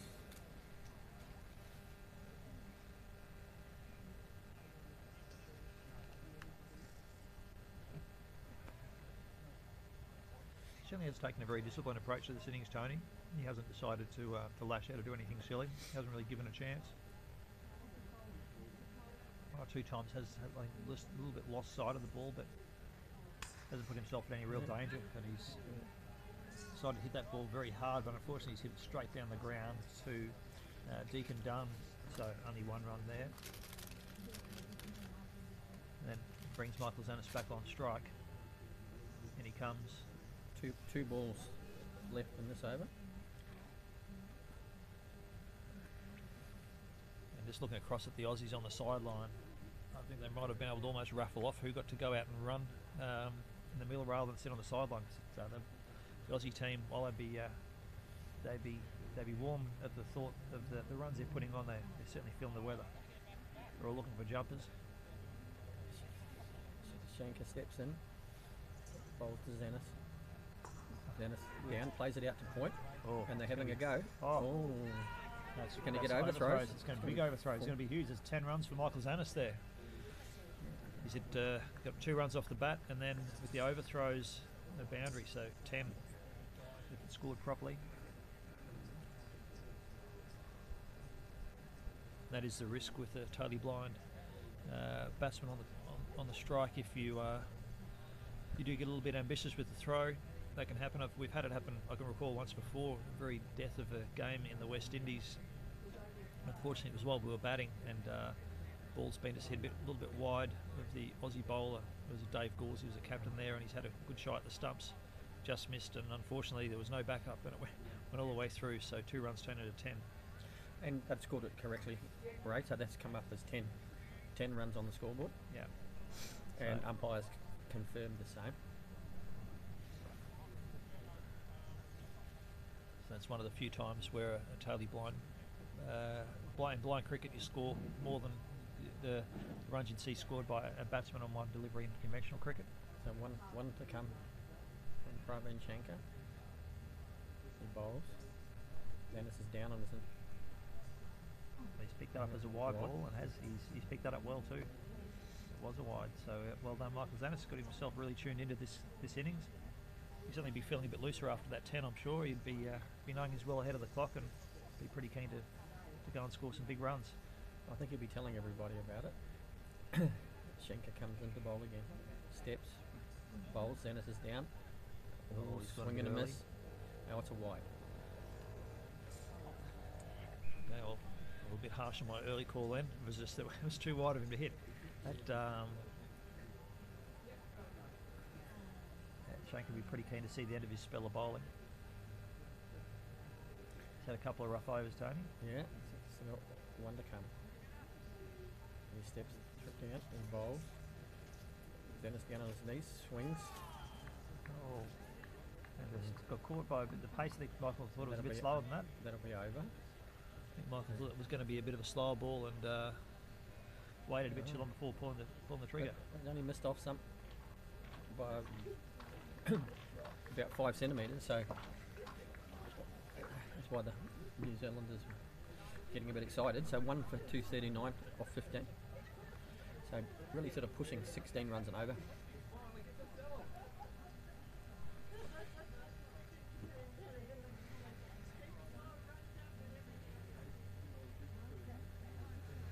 That'd be one of Australia's highest scores in a T20 for a while, I would have thought. I was thinking exactly that, Tony, but I can barely remember what I had for dinner yesterday last night, so I can't recall. Even though I've probably played in most all of those games, I can't recall what our highest score in a T20 was. But we certainly won't be too shy of it at the way we're going at the minute. I can't recall us putting on 300 in a T20.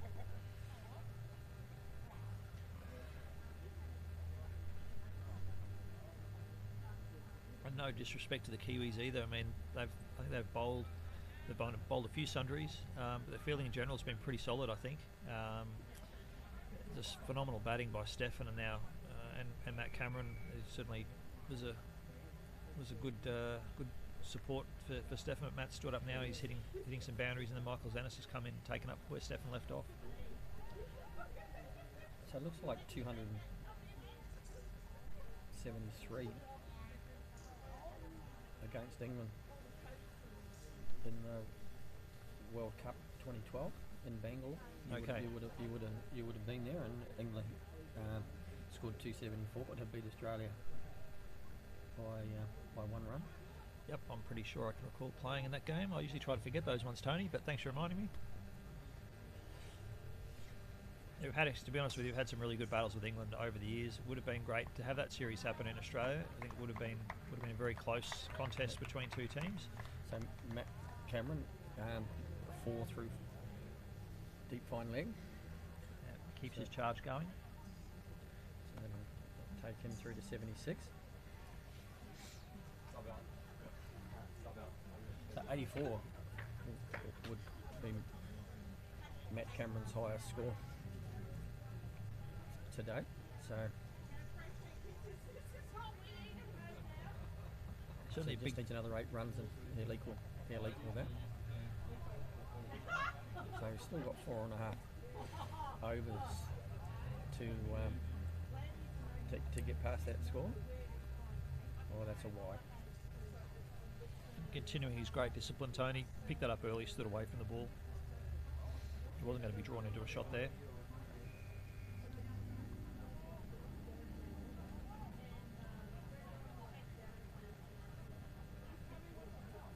Got a little bit of a thank you shout out to Tony. I'll do it after this ball as Andrew McDonald comes into bowl to Matt Cameron.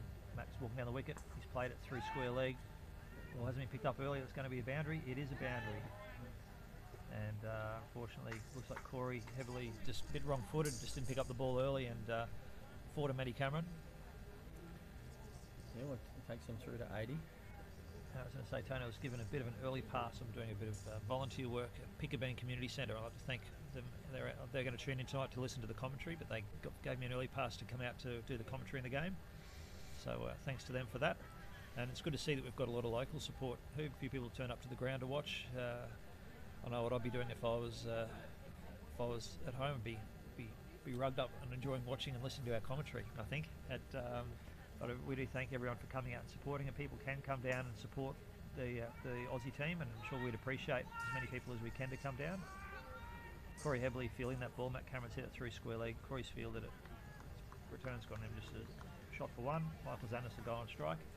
But yeah, 128 Shore Road at Wooloowin for anyone in the Brisbane area keen to come down and see a bit of blind, deaf or ID cricket playing.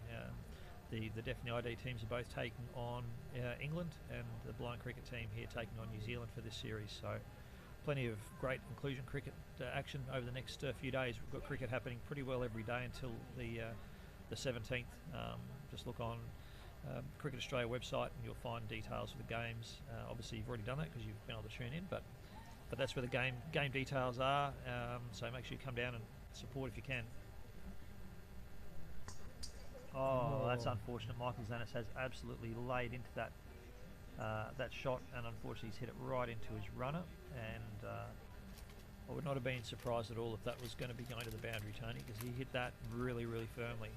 Yeah, it would be his best strike of the day, I feel. So. Okay, we can hear some commentary and an apology coming from the runner. He said, "I tried, I jumped out of the way." So Michael Zanis, no mercy on his runner.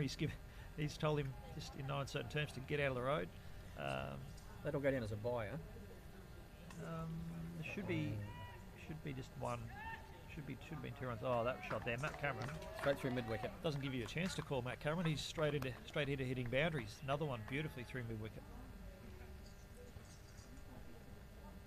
Well, he's decided he's not going to leave it to chance. He's not going to get to the last over before hitting his 100. What's he hitting now, Tony? Like it's showing. He's still. Yeah, mine hasn't updated. I sort of feel because I'm still sitting at 75 for Matt Cameron. Yet I know that that would take him to 84. Should be 84. He stood away. That ball the wide down the offside.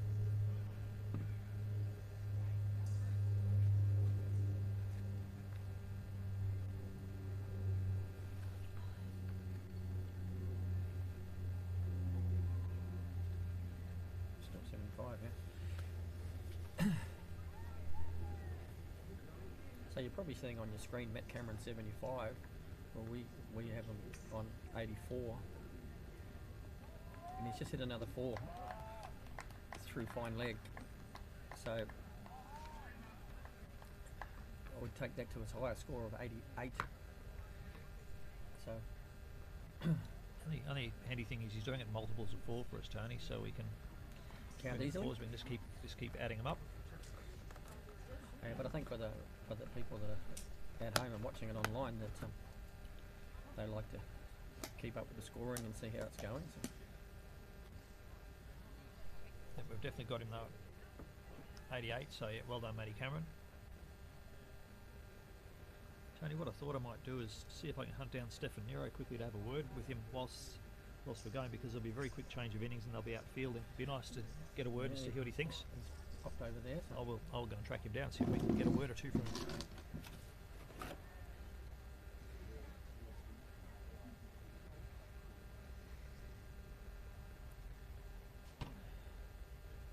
So Praveen Shankar, I think this will be his last over. Comes in, bowling to Michael Zennis. Swing and a miss, and it's a wide on the offside.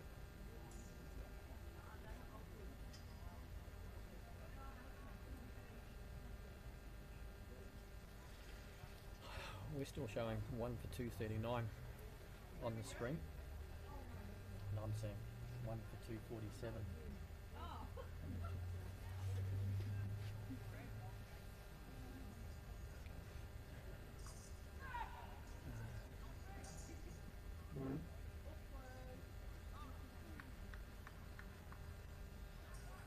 That's 92. What do you think it is?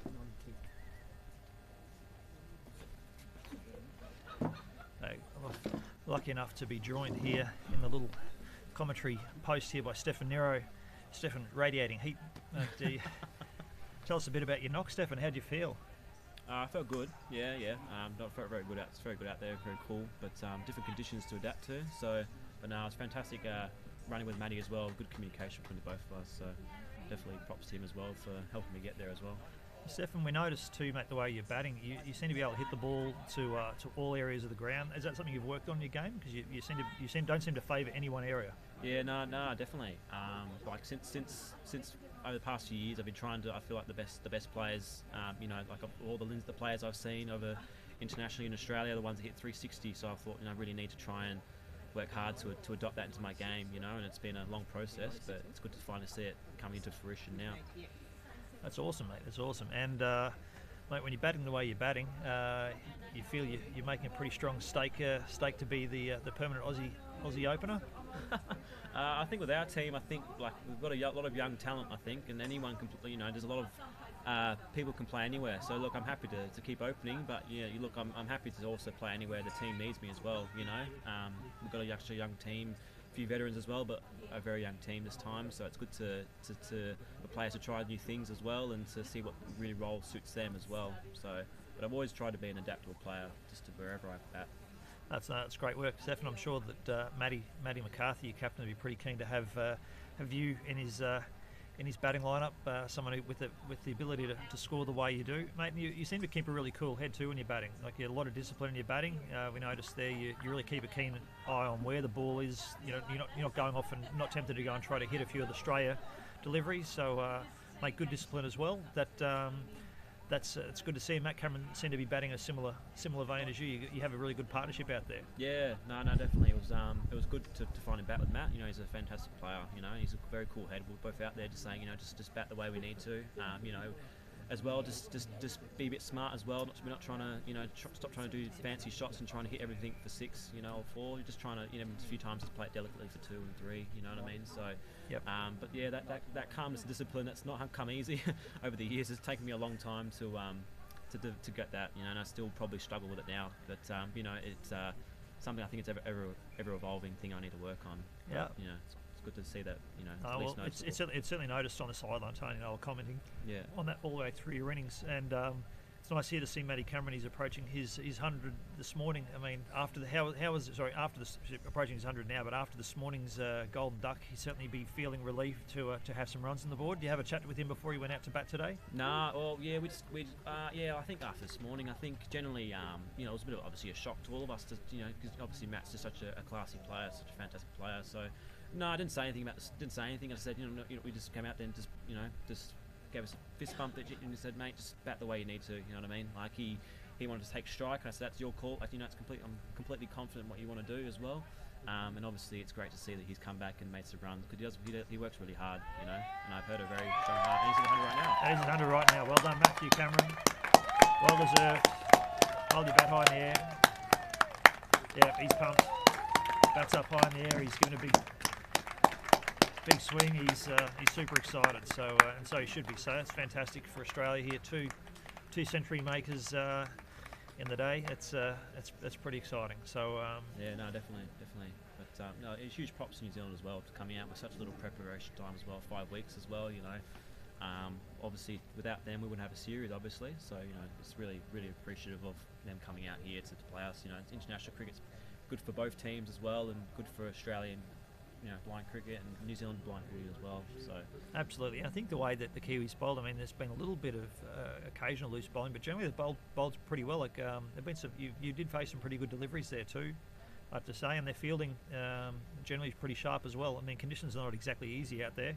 So, hats off to the Kiwis for turning up and playing as competitively as they are. Yeah, and I think this is their first time. I think I spoke to Donna. I said to Donna that this is their first time playing under lights. So, like I said, like I said, massive respect to them as well. And like I said, their bowling was actually, the bowling was actually quite good. I think especially from Deacon Dunn, he's come a long way over the years as well. From when I first saw him in 2015. That Aussie A series, and I've watched New Zealand and I was live streaming as well and stuff. Some of those deliveries were I was wanted to get away. I just say, go away, mate. Please leave me alone. No, like facing you, Ray. Just trying to get the ball away and just get off strike because it's just there was some searing deliveries. So, but they obviously they'll develop. As we will, they'll develop over the series and as well. And we're just want to be as competitive as possible, but also respectful as well. I think it's great, and I think we showed that too. I think KK got injured out there. Kay early got injured, and as the Aussie physio and some other support staff were on the sideline there to look after us. So we certainly want to let the Kiwis who are at home supporting the Black Caps here, let them know that we're doing what we can to look after them. And we are, as Stefan said, we're really truly appreciative of the fact that they've been able to come over and provide us with this great competition. Yeah, no, definitely. I think the same this morning. I think when Brett Wilson was, had to come off, I think we had about obviously the Australian doctor and the Australian physio as well, both looking at him as well. So, obviously, competitive on the field, but obviously, like I said, we're really appreciative of what they've done, and obviously out of their own pocket, we're very lucky here in Australia to have the support from Australia, and obviously all their partners as well, and to not have to pay a cent for this, whereas they had to pay their own way to get here. So. It's really appreciative. So I guess if there are any Kiwis out there with some connections and a few dollars in their pocket, or connections who have got a few dollars in their pocket, the Kiwis would still be looking for some people to help alleviate the costs that they've had to endure. 5 weeks to fundraise for the series is not long. So it's been great to see that they've been able to come out as quickly as they have. Yeah, no, definitely. No, I think I saw a few donation pages. So anyone here obviously listening has a few spare dollars, that's keen to support blind cricket, just head over to the New Zealand Blind Caps Facebook page, I believe. I think there's a link somewhere around there, I don't know specifically, but, I think just to support them, because it's just a fantastic thing for all of us, to be involved in. Yeah, So well, that's it, great crack there, look. And fantastic for you to come over and join us too, Stephen, appreciate that, mate. It's really good of you to give your time up to do that. I'm sure after you scored the runs, even though it was cold out there, you probably feel like it's having a bit of a break. When you're batting out there, how do you feel, mate? Did it take you a long time to warm up? Yeah, it did a little bit. Yeah, I think especially facing. I think it was Deacon first over. I think it was just a bit of a shock. It's obviously it's a bit hard. We played on Sunday night in the lights, but it's still hard to just to adapt with the conditions. The ball comes onto the bat a bit quicker than usual. So obviously trying to work on the backswing as well. So, but no, quickly. I a bit struggled at the start there, but once I start getting in that zone, I think I just tried to really just move the field around, hit it everywhere.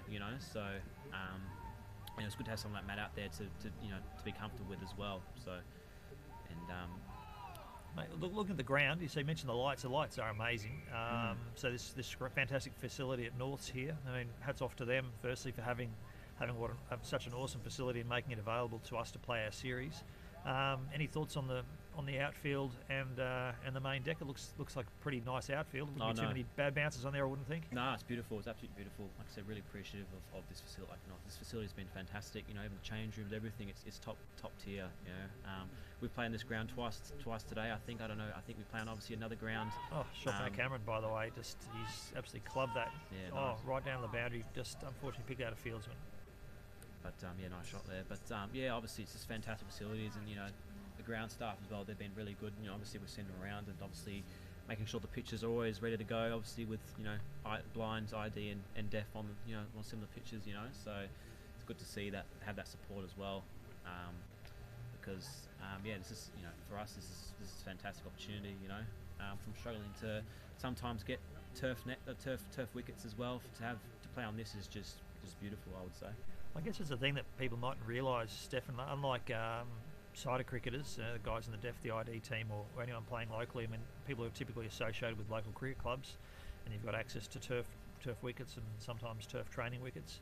But for blind cricket, things are a bit different. It's difficult for some clubs to get linked in and to get access to turf wickets. So I guess, again, if there are some cricket lovers out there and they've got an association with cricket clubs, if you're keen to get in touch with Blind Cricket Australia or any of the state blind cricket associations, we're always looking for excited cricket teams to play on, just to have the opportunity to play on turf wickets. So we're keen to hear from anyone who's keen to have a bit of a game against any state blind cricket teams, or even offer the access to a facility so blind cricket players can get access to some turf wickets to have a bit of practice on.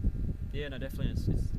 It's fantastic from like Cricket Australia, and obviously the state sporting state bodies as well. Even the blind end, obviously mainstream cricket as well. I think I've heard of some players. I think some of the WA guys played on the Wacker. I think I can't remember specifically, but I think a few guys have played on top tier grounds, which you commonly see on the BBL and the Test series as well.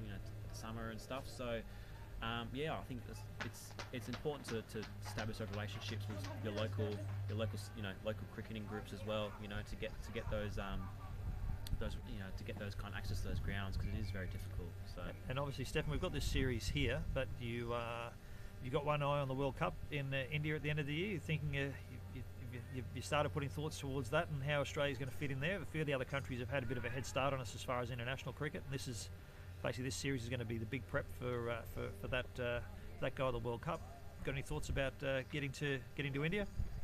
Yeah, no, it should be. I think hopefully, and I'm sure it's going ahead. I think this for us is just a step in the journey. I think that's probably a main goal, obviously, to work towards that. And obviously establishing players and roles in the team. I just had a crack again. I don't know where that's gone, but definitely, India's is a fantastic place to play cricket in. They just love cricket over there. So, but we'll see how we go. Obviously, a few things to balance now, but hopefully we can, with support, we can get out there as well. Well, great, Stefan. Look, mate, thank you very much for your time. We do appreciate that. We have Australia sitting at 1. Well, the score's sort of frozen here on me at 1 for 2. I'm getting to the better score, which is 1 for 275, Stefan. So 1 for 275. Run rate is still 15.28. That's pretty phenomenal. Yeah. And I look down here and I see Matt Cameron is sitting on. I can't actually quite tell what he's at. Michael Zanis. There's a bit of a correction up in next. He says he's on 10, but he's 108 for Matt Cameron. 108 for Matt Cameron. And Michael Zanis will be on 30 then, I'm assuming, because that might be updating to double runs. So yeah, Michael Zanis is sitting on 30 off what I'm guessing is 14 balls. That's 32 off 14 balls. So Michael Zanis is he's trying to take you on for the run rate competition, Stefan, today. But anyway, well done, Stefan. I'll let you go back and join the squad. But mate, congratulations again on the ton. Fantastic to see, and wish you much more success as the series goes on. No, I appreciate it. Thanks, Ray. Thank you very much for your support as well. Did you see these WA boys holding up the team, Ray? Yes, and Tony made a strong comment there, Stefan. You've actually never played at NCICs for New South Wales, so there's a chance for that record to continue. You can go back to WA and keep the good times going. Well, the cost of living in Sydney, I'm probably white. Right, thank you, Stefan, for your time. Appreciate it. Just welcome Tony Sutton back into the commentary box just to call the last little bit of the innings. I haven't given much commentary, Tony, so everyone's been a bit starved to know what's happening, apart from the fact that I've had one chinwag with Tim. One for 270 for 77.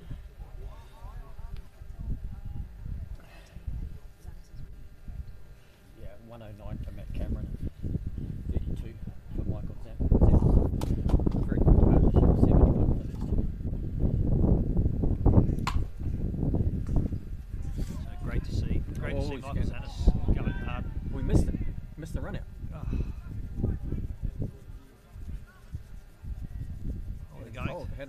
they're running a 6. That's Michael Zanis has got a 6 there.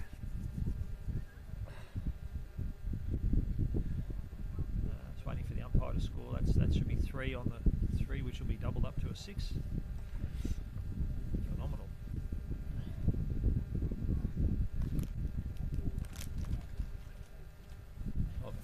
Pushed Michael Zanis' barrow pretty strongly for the last couple of years to no avail, and finally they've brought him back in, and he's doing me proud. I couldn't be happier to see than the way Michael Zanis has gone about his batting today, Tony. So I think we're at we've got one more ball left in this over, so that'll take us to 19 overs and about 32.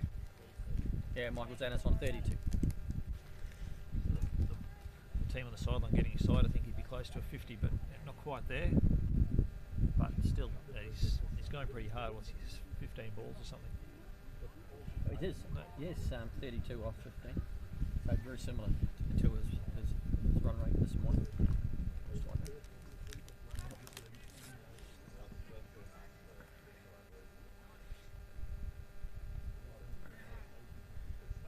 If I make that over.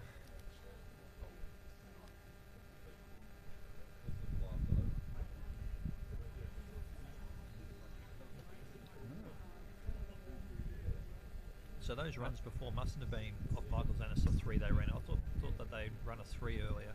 That was going to be a 6, but that mustn't have been the case.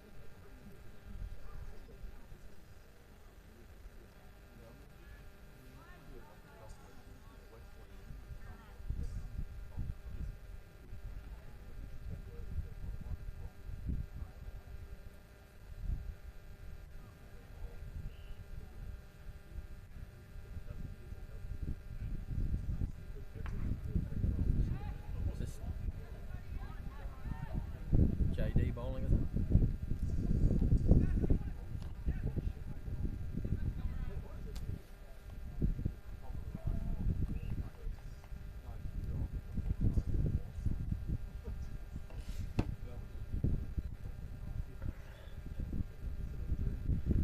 So Matt Cameron now taking over top score for Australia for the day.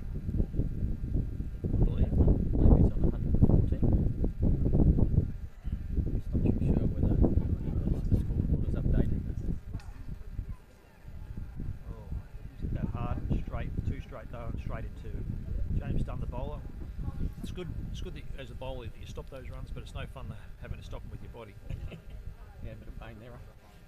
The sort of stuff you remember. The next morning you get up and you rub your leg and you wonder why it's so sore, and then it's like, oh, that's right.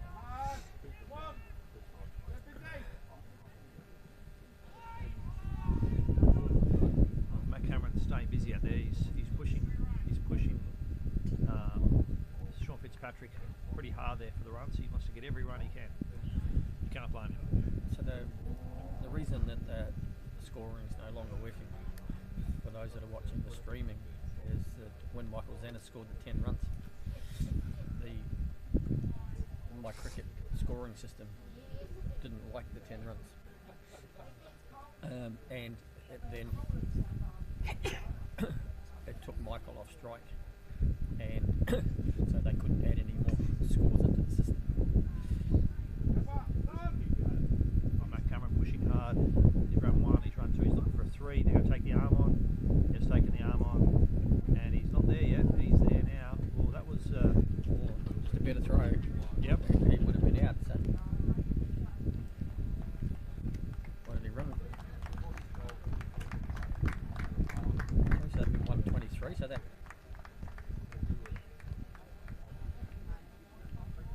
Is that 300? We get close to that, Tony? Would have been that long.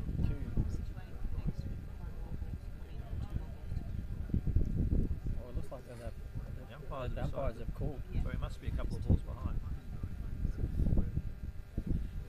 Well, that is We'll the have end a look. We'll have a look on the my scoring shortly.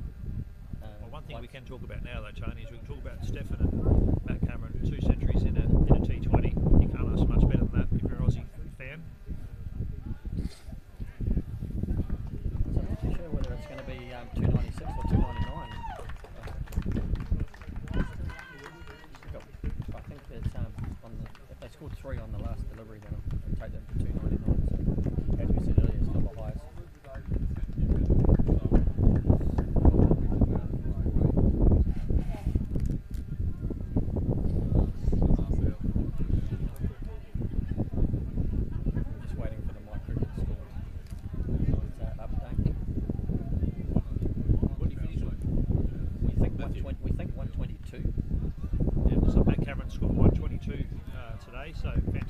see that?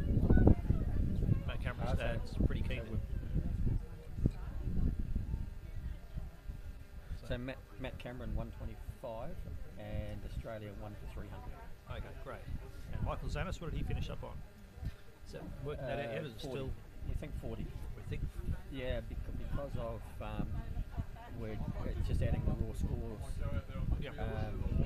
in, and so but if we take the raw score and then we double that, Only time a scorer would wish they could go back to a pen and paper scorebook, I think, is they go to score blind cricket matches and then we start throwing curly things like tens and double runs at them. So we do thank everyone working on the My Cricket app to we try to keep up with the anomalies of blind cricket. yeah, I actually went and spoke to the scorers just before because I was trying to find out what had gone wrong, and that's one of them was saying it used to be easier when we had the paper book.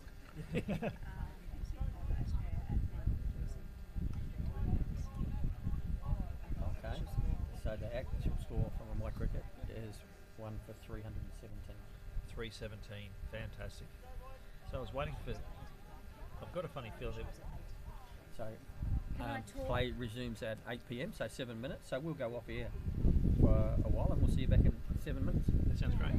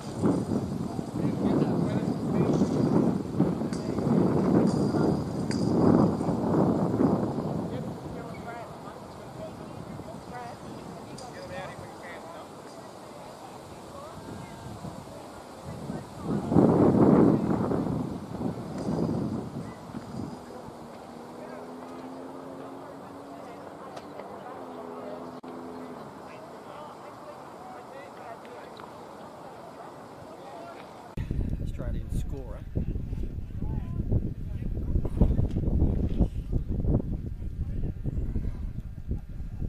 Come off there.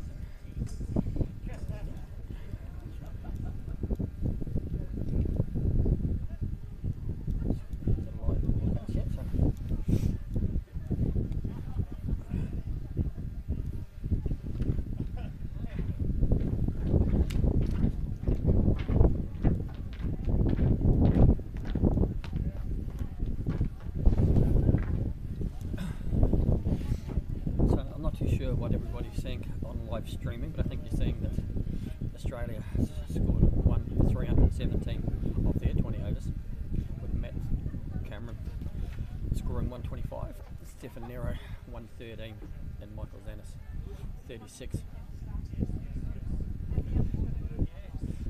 So that's Australia's highest score in a T20. So now they've got to go out to field. We can tell you that it's bitterly cold here in Brisbane, so the field will want to be moving around a fair bit to keep warm.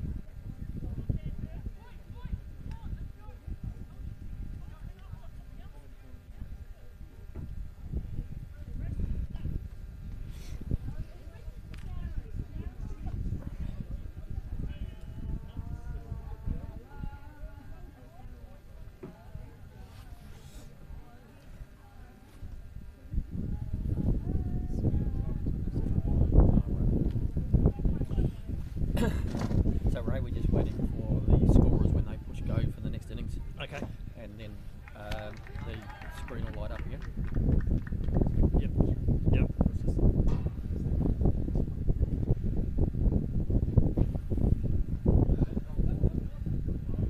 was just thinking there, seeing your hat, Ray. I've probably got a hoodie there.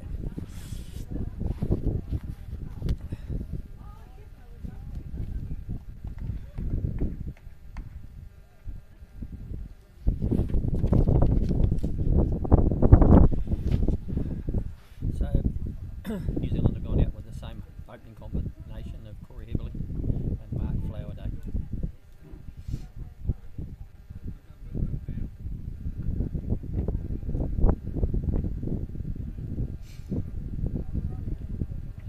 So Matt McCarthy opened the bowling this morning, and looks like he's going to open the bowling again. I can see the ball in his hand.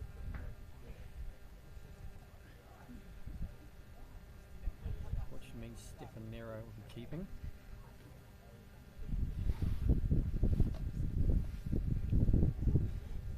Yes, so the scorers have pushed the button to set the second innings in place.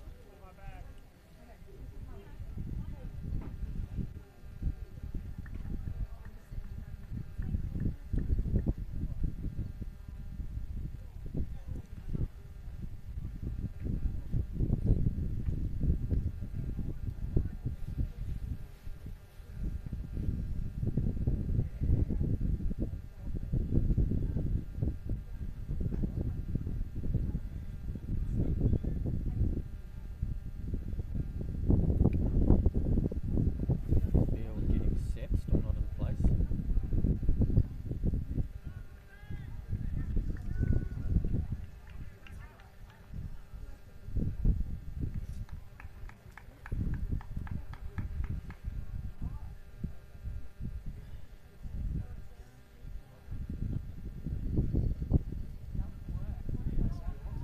Okay, McCarthy stepping off his run up.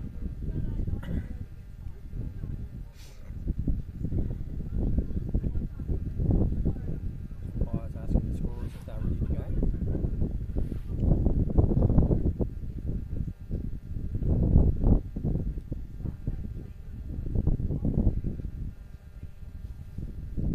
We're ready for play. Corey Heberley facing the first ball. Matt McCarthy comes in, bowls. Okay. Reverse sweep by Corey Heberley for 4.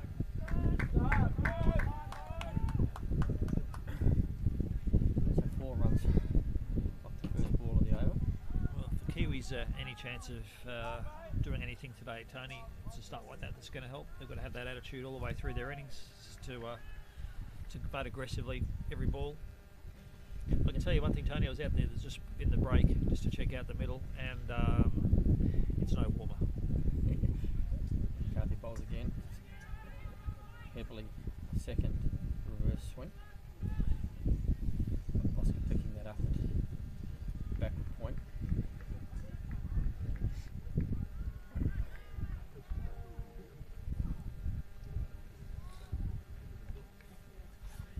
Young Sean Kendrick fielding at point, Ray, for his first game.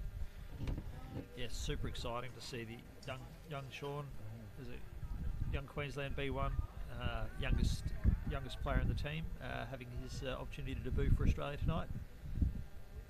He's doing a little bit of warming up with the ball. I'm not sure whether he will get a chance to bowl tonight, but it'd be, I'm sure for him, just a great experience just to be out there and be part of this Australian team. Flower Day just dropped that down the square leg, just past Nathan Letts there. The B1 fielding there for quite an easy run. Matt. Oh, Corey's gone for a reverse sweep, and it's bowling hit his off stump, and Corey Hebley is out. Gone for the reverse sweep, and no joy. And two best mates there actually, but in opposing teams, Matt McCarthy getting Corey Hebley out there in the first over. So Corey have his head down and be disappointed with that. I'm sure he was hoping to get a big score on the board, but not to be. So first wicket down for the Kiwis in the first over. The only thing the Kiwis will have to do is to get their next batsman ready, and looks like they'll call it a fraction on the hop. They haven't. That player is not completely ready to go. Hopefully the umpires are generous, but you only got a couple of minutes to get from wicket to wicket. So it really does pay for the batting time to get themselves ready to go. Yeah, Was Corey Hebley got legs wide apart there with the sweep. Yep. Swept over the top of the ball, and ball just went straight between his legs, and it took out the off stump. It'll be something that no doubt he'll be forced to relive the next little while. That'll be something Matt McCarthy will be reminding him of.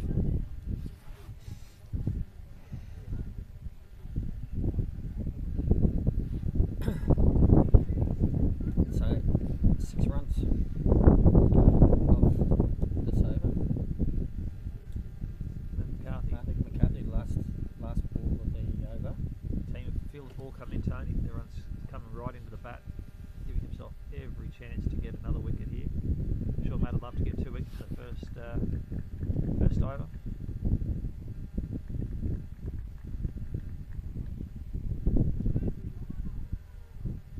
There's the final adjustments in the field. Here comes Matt. Oh, good ball. That looked close. Oh no, it was quite a way outside off stump really. First over bowled. Okay, so Sean Fitzpatrick is going to bowl second over. Oh. Looks like they're going for the same lineup that they went for in the game earlier. Looks like they're trying to keep that same rotation. They're not taking the foot off the throttle at all. The Aussies, they batted that way all the way through their innings, and coming out and they're bowling with their 2 top gun bowlers.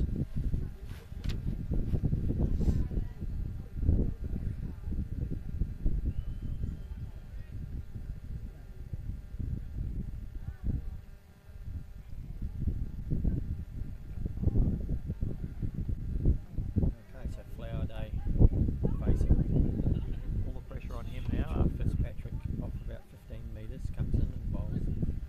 He's going to reverse sweep, and he's let that one through. Oh, well bowled by Sean Fitzpatrick. Flower just wasn't ready for a ball to be bowled there, and It's like he tried to reverse wide and just didn't connect with the ball. Fitzpatrick coming in now, bowls. Goes to sweep. nice Misses bowling. the ball. Nice bowling by Sean Fitzpatrick. Yeah, that's that ball stayed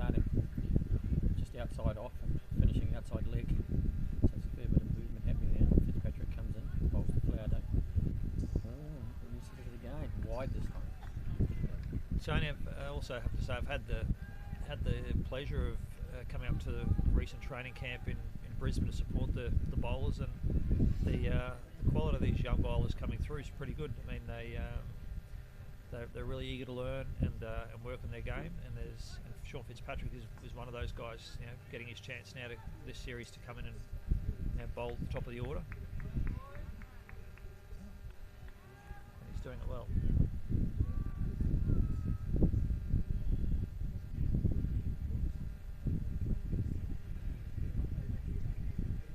Great spirit around the squad too, Tony. I also sort of was thinking about that too. There seemed to be a really, really positive, close-knit unit at the training camp, and you can see it as evidence here today and last night's function too. The guys are really, really behind each other, really supportive, really positive. It's great to see. I think if we see very similar to this morning, you'll see a very strong fielding display as Fitzpatrick comes in and bowls to Shankar. Well kept there by Stefan.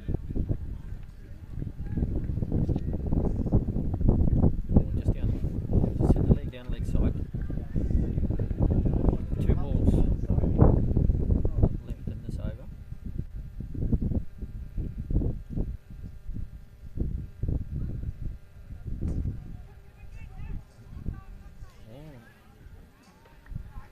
Ball's gone 4 metres off the bat, straight to Brad Ryder. He's got the ball straight back in, and they never took a run, so 1 to come.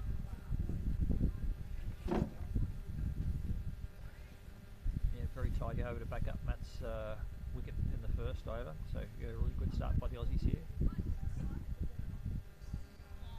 Oh, hard luck there, Sean. Just went for a bit extra pace and unfortunately just put it down the leg side.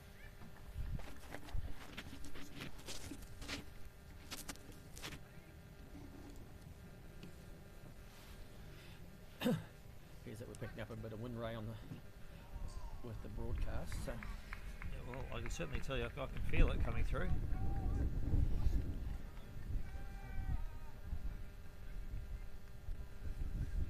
So 3 off the over.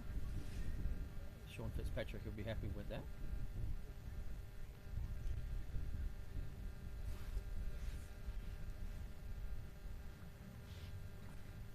Bit of a challenge here, Ray, because I've got 2 screens in front of me. One with live as to exactly as we see, and then my other screen is what the viewers are seeing at home online. So you've got to make sure you're commentating off the right one to get the voice coming across at the right time. So if I make a mistake, probably why it is, McCarthy comes in, bowls to Flowerday, just outside off stump, cleanly picked up by Stefan Nero. You'd think that he wouldn't want a wicket keeper after scoring 100 odd runs and the amount of effort that's going to require. Pick that one up down leg side.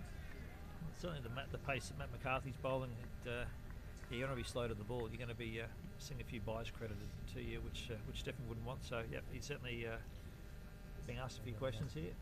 Just turn backward of square, just past Nathan Letts. And Matt Cameron coming in from the boundary just picks it up, and they hold it for 1 run.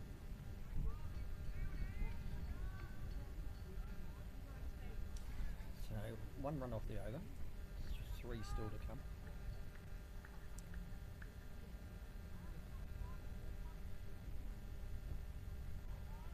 Well, he's searching for another wicket here, Matt McCarthy.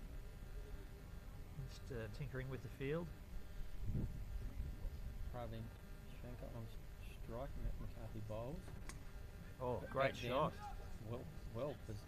Oh, very close there. So Matt just between those deliveries was adjusting where Brad Ryder was, and the ball went straight to Brad. Brad picked it up, really sharp throw, and wouldn't have been too far away from a run out there, I don't think. Oh, the thing was that Corey Hibbeley never left the crease. Okay. So Shankar's runner never left the crease. So it wouldn't have mattered if it had hit the wickets. Right. I don't know who I saw running in my peripheral end, but must have been a shadow.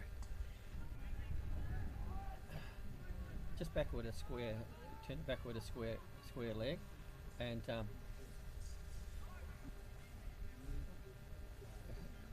big spirited dive there from Nathan Letts. One thing you do see there, Tony, is you saw both Letzy diving in the background. There was Matt Cameron and Sean Fitzpatrick both converging on that ball, and then as the throw came in, the keeper then behind backing up both Brad Bryder and Matt McCarthy. It's one thing that the Aussies do really, really well. It's everyone getting involved in the field. There aren't too many statues out there, which is great to see. Everyone's getting involved, doing their job. Yeah, just watching that ball again, Matt McCarthy bowling well. Everything either on the stumps or within 30 centimetres of the stumps, that's enticing the batsman. Okay, Ryan, Michael Zanis is coming off here quickly. Not sure what's happened there, but it's just what's happened. He's Got to go to the toilet, I think. bathroom break. Yeah. But spent too much time celebrating after getting his 40-odd not out runs and forgot that there were some important duties to do. And we've got no 12th man, No 12th man. for B1 because Ryan Hottenshooten stayed back in the hotel. Got a funny Tonight. feeling might be a fine here for Michael Zanis. I'd fine him.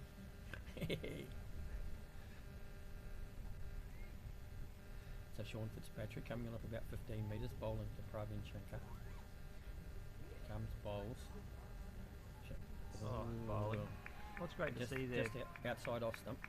seeing all the field getting involved there. I mean, you got B1s here in my line of sight to the batsman there is Sean Fitzpatrick, and he's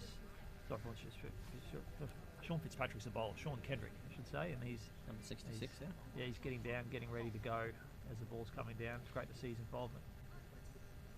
Keen ears. Yeah, he's just got a. It's like, did he just get an edge to that? Leg bite. Leg bias. And again there, you had Ned Brewer-Mager running around behind Matt McCarthy, who fielded the ball. Yep, great teamwork, great commitment there by the Aussies. Oh, definitely very aggressive fielding tonight, same as what this morning. Bowls. Wide ball. Just a little too far down offside. He's gone for a bit of extra pace there, I think, Fitzy. Well, he's gone around the wicket now with that ball and trying to put it across the face of Flower. Comes in, bowls again. Oh, he's a bit upset with himself. Yes, he's given up a bye.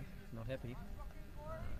But what Sean has to focus on here, Tony, which I had a chat with him about too when we were in that training camp, is he bowls a lot more good balls than bad, and he's bowled really well so far today. So he needs to go back and realise that a couple of sundries there doesn't define what he's doing. He just needs to take time, take a deep breath, refocus. So we've still got 4 balls to come in this over. So Prada, Shankar on strike. Fitzpatrick coming in. Bowls. Just too quick for Shankar to get bat on ball. That's a bit of delivery from Fitzy. Ooh. No. Close to a wide. Close to a wide. Yeah. Just caught the line.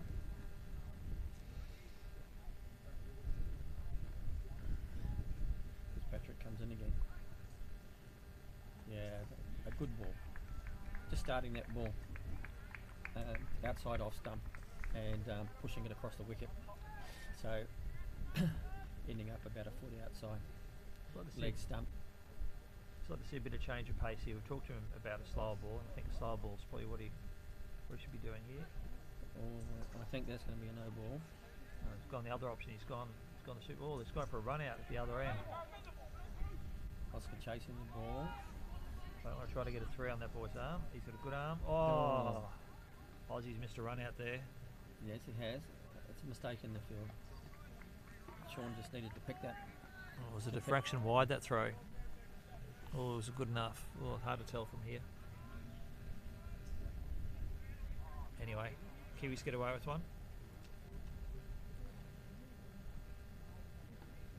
Here we were talking about how excellent in the field Australia was, and that was a bit sloppy. 2 balls to come.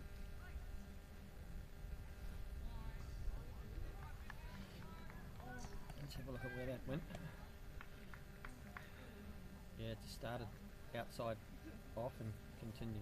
What I'm observing there with his bowling, he's just slowing down as he's releasing it, and that's just when he loses a bit of confidence, he's a bit slow at the crease, and that's causing him his issues. Oh, fielding, Ned Brewer, mega. Oh, fantastic fielding there. Great shot by Mark Flowerday. He's tried to drive that. He would have thought that he was going to get at least 2 there. Yeah. Ned Brewer mega threw himself on the ground. Fantastic diving save. Great fielding, Ned.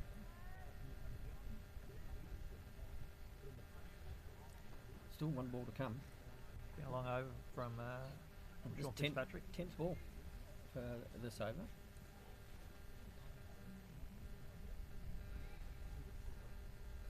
Comes into bowl. Schenker on strike. Straight at the wickets. Just moved off at the last minute.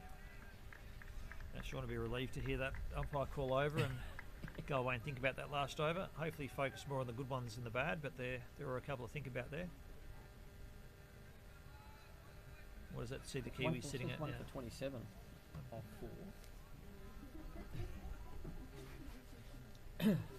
And unfortunate because I got 2 scorebooks to look at as well, Ray, and for the first time tonight, the online scoreboards ahead of the what we would call my cricket score.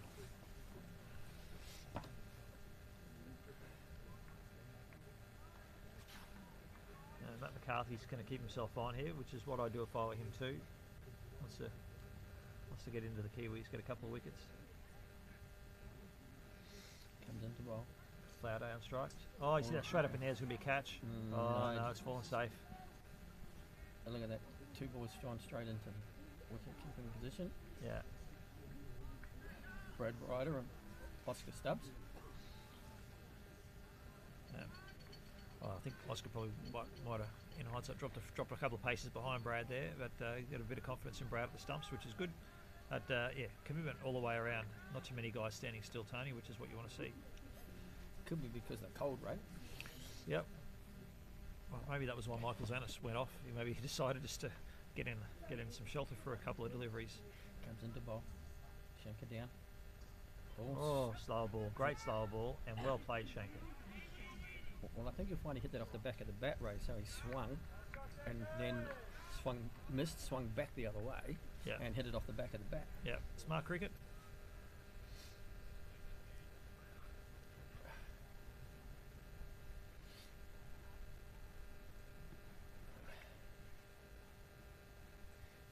McCarthy into bowl, straight at the stumps.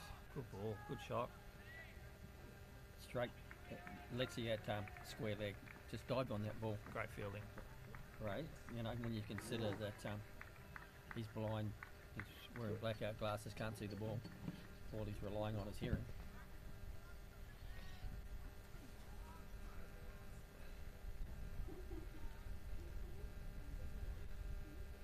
Three balls to come from McCarthy. Looks like Mike's going home. See you guys. We will definitely be here Friday. See you Friday. Warmer weather. McCarthy coming into bowl to Shankar. Oh, hit him on the top of the leg, having a go at the stumps, and he's out. He's run out. Is he run out? Is he run out? What's happening here? Let's have a look. Oh, fielding. Yep. Yeah, he's definitely out. out. Definitely run out. Yeah. We've checked So the review that's here. Pravin Shankar run out. I stick my thumbs up at that cold, mate.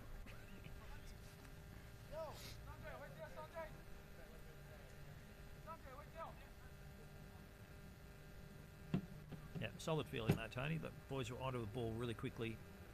No mucking around. I'm not too sure what Sanjay's waiting for out there.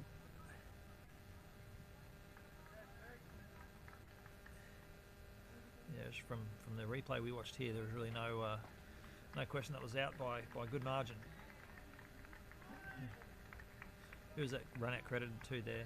Oscar Stubbs. So Oscar Stubbs. Great work, Oscar. Oscar had a run out in the first innings as well. Yeah, well done, Oscar. It was good. It's a bit unfortunate for Praveen Shankar there after scoring that little shot off the back of the bat earlier. Anyway. lost his wicket. So we'll see what the next Kiwi batsman can do. Well, two very strong batters on now. We've got co-captains on now. So we've got Deacon Dunn and Mark Flowerday. Oh, he's out. McCarthy played on. So not McCarthy played on, Flowerday played on. Second to last ball of the over.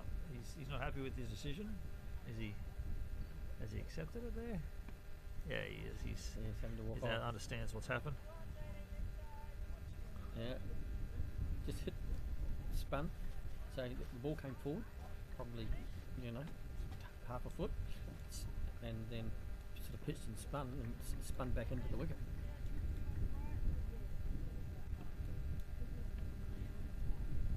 So Matt McCarthy picking up 2 wickets. Yes. Yep. So he's Matt's he'll be revving the team up too. You can say next. Let's go, boys. Next batsman. I So think he's still that'd put him on a hat trick, wouldn't it? yep. Oh well, the team hat trick because the run out is a team. So team hat trick coming Team up. hat trick, yeah. Last ball of the over. 4 off the over so far, 2 wickets. So James Dunn, left-hand batter. Fair bit of experience here. B2, I would say.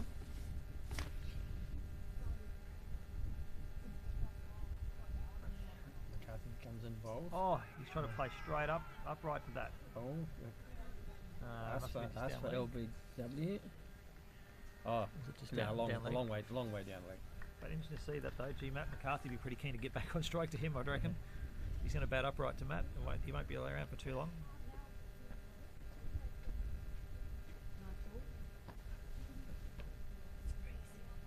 It's a bit cold up here, Anna, in Brisbane. Oh. Think of the players that are I out was- there that haven't got I the know, warmth that I you've got. know. I was hoping Ray would bring the warmth, but he didn't. But when it's this cold, it's not raining. Yeah, actually, yeah, that's true. It's better. You guys have got the draft here, though. I don't think it matters where we are, we'll have the draft.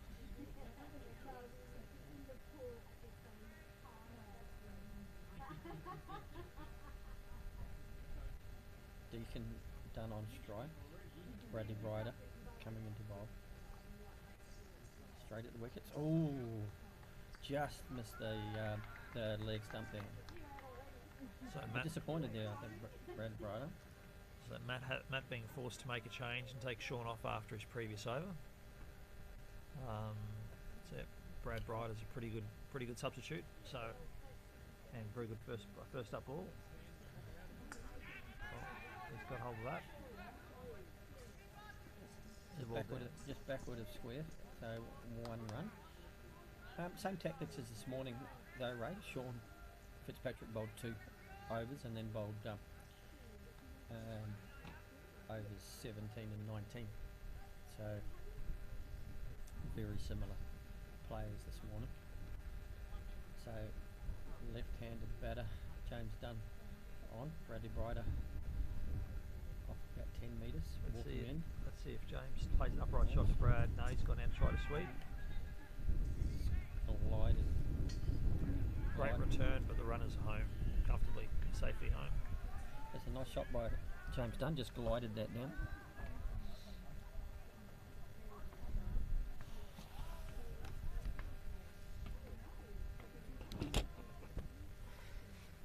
So hopefully that'll if you're getting any wind noise coming through on the microphone, we hope we fix that up. Another Bradley Ryder. Oh, just inside the wide line. But inside's inside, I suppose. So 2 balls to come from Bradley Ryder. And he comes, bowls. Plays out backward point for a single. 3 runs off the over so far.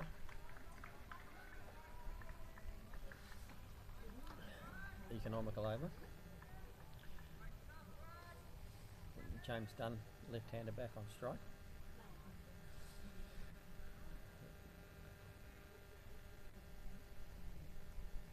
Ryder comes into bowl. Like Brad. If you actually have a look at the replay on that Ray, you'll see that's pretty just outside, eh? So you wouldn't be too upset with it. Cover drive. Well, you and I both know Brad pretty well, Tony. You're a bit better than me, and most people wouldn't be upset, but Brad will be furious. He will, because he'd be going to touch the line. 4 runs off the over. Great over by Brad. Well, to target of 318, and I think we're already 6 overs in, 36 runs scored, so 6 runs and over. They're chasing 16 runs and over. So what they'll want now is another over from Matt McCarthy. He's going to bowl himself out again and keep that run rate down and just make it too difficult for New Zealand to make that 318 runs. McCarthy bowling to James Dunn. He's insisting on batting upright to Matt, and that I think is going to be something that's going to spell the end of his innings soon. I can't imagine this being an over where he's going to keep his wicket.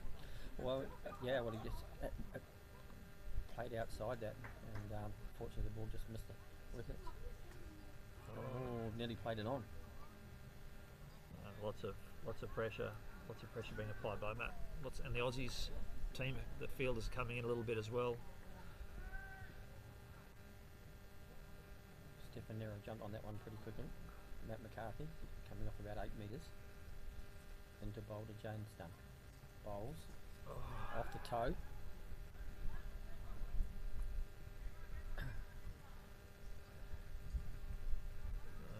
Gets a single.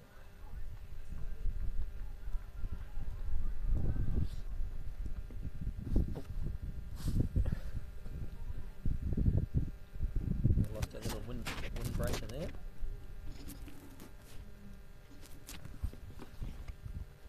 So windy that the microphone bobble thing won't stay on.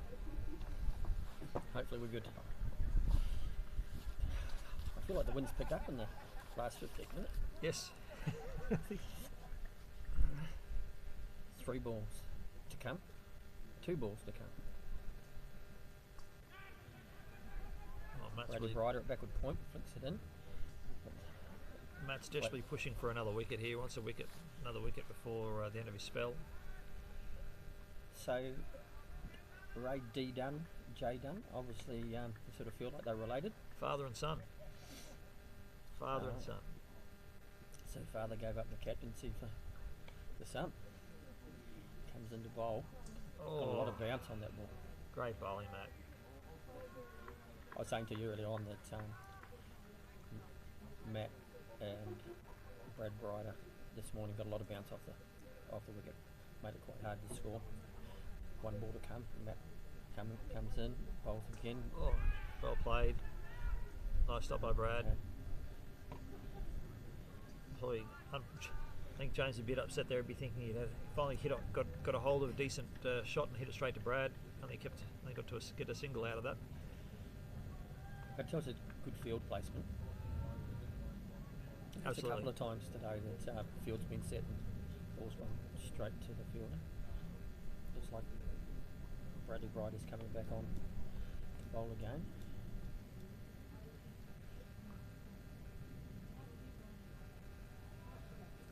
Quite interesting, Ray, that you go back 5 years ago and all of you as bowlers had little white discs and you stepped it out, put a disc down to put your run up. But with that advent of time where you've got to play your innings within an hour and a half, you all just tend to walk back and scuff the ground. Ryder comes into bowl. Single to mid-wicket. But I noticed that none of our none of our bowlers have markers today. They just all step back, put a mark in the ground, and keep going back to it. So It certainly sped the game up. I have to make. Oh no, you only have to put the marker down once. I have to have a word to them, Tony, when I do the next bit of bowling coaching, getting a bit organised. No one's been called for overstepping, which is good, but that's the only risk you have if you haven't got a clear spot. It comes in, bowls to Flower Day. Bit quicker ball that Very time good. from Ryder, and Flower Day played over the top of it. Played the shot, ball's already gone. Good keeping by Stephen Nero again. Brad Ryder comes into bowl, bowling over the wicket. Yeah, you're really upping the pace this over, Brad. Pushing hard.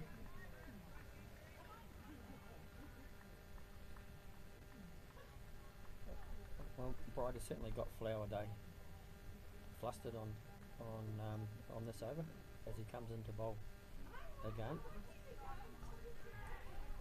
Flower Day just pushes it out backward of point, picked up by Ned Burumega into Stephen Nero.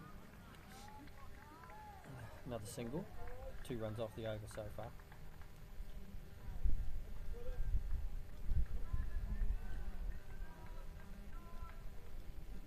So the left-hander, James Dunn, is back on. Brad Ryder comes in to bowl. That ball's gone nowhere. Looks like 3 of them were converging. Well, Brad's decided to do a bit of his follow through. He's decided to get in the wicket to let him know, stamp his authority, let him know where he is.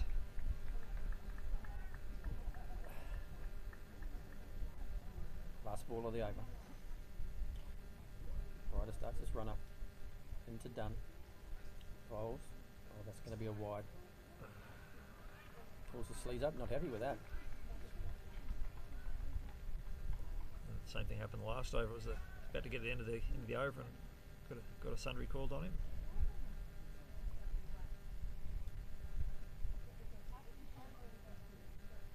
Ryder comes in, bowling to Dunn. Turns that backward of point. 2. No. Yes, they're going to. No. See, the fielder held that ball up. I'm not a fan of that. No. I think that you pick the ball up and you throw it in. Not sure who was down there holding it onto it, but that should have been straight in. I think you'll find that was Matt Cameron that time. Okay, well, he's got one of the jet arms in the team, so there's really no excuse for him to sit around and. Yeah, that turned a 1 into a 2.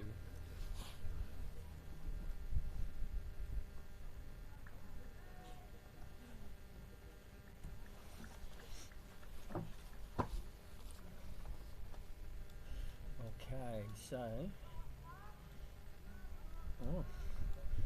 Oscar Stubbs coming on to bowl. Well, He didn't bowl in the first game. yeah, he can bowl a bit of bounce, so let's see what he can do. Stubbs comes into bowl. Bowling to Flower Day. Oh, and he's got a wicket First straight ball, up. and he's got a wicket. He'll be pretty pumped with that. That's his first delivery in international blind cricket. It is. Not a bad way to start your international blind cricket.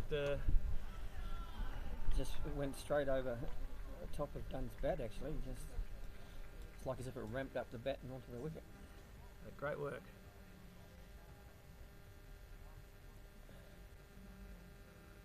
Well, boys are all getting around him too. It's good to see a lot of support. Just different pace, huh?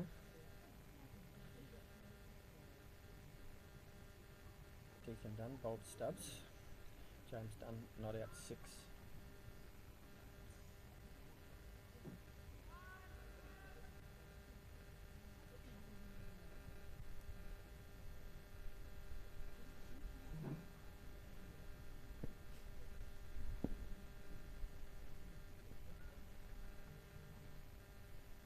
That's certainly a good start to your international career. As an international bowler, it's only going to go one way though, Tony. He's not going to get a wicket every ball. But yes, yeah, not a bad way to start. I'm pretty sure we'll remember that one for a long time. And he comes. Oh, good pace. So, wicket, second ball, dot ball. Great work, Yeah, Oscar. just down leg side.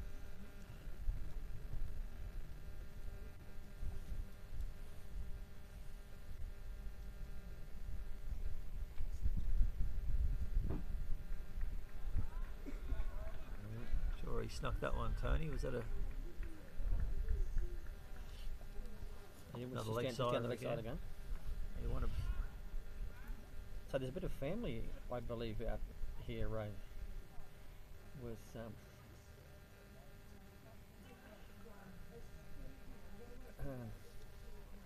is Donna Deacon's mum. Donna is, yes. So you've got mum, dad, and the son all playing in the same team, and then you've got the other son playing as well in McGee. How do I spell it? Yeah, McCaskill and Markel. Markel McCaskill. Markel Yeah. McCaskill. So a bit of a family affair, four in the same family.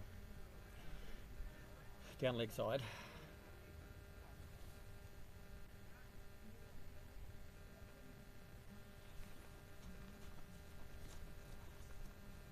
Oh, solid shot.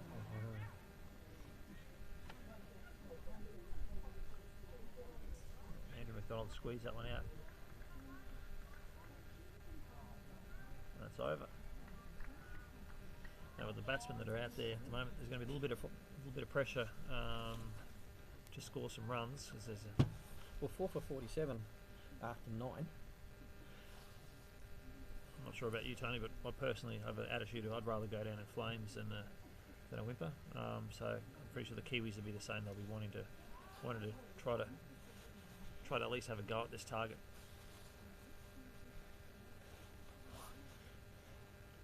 I guess the first target will be doing better than what they did this morning in this morning's game. So it'll be target 1, but they've lost a few key wickets. We now have Brad Ryder coming out to bowl again. So Oh, he's bowling 3 this time. Matt McCarthy is keeping the pressure on. So he might be bowling all of his partially straight up. And they've stolen a cheeky single. Well, he won't be happy with that.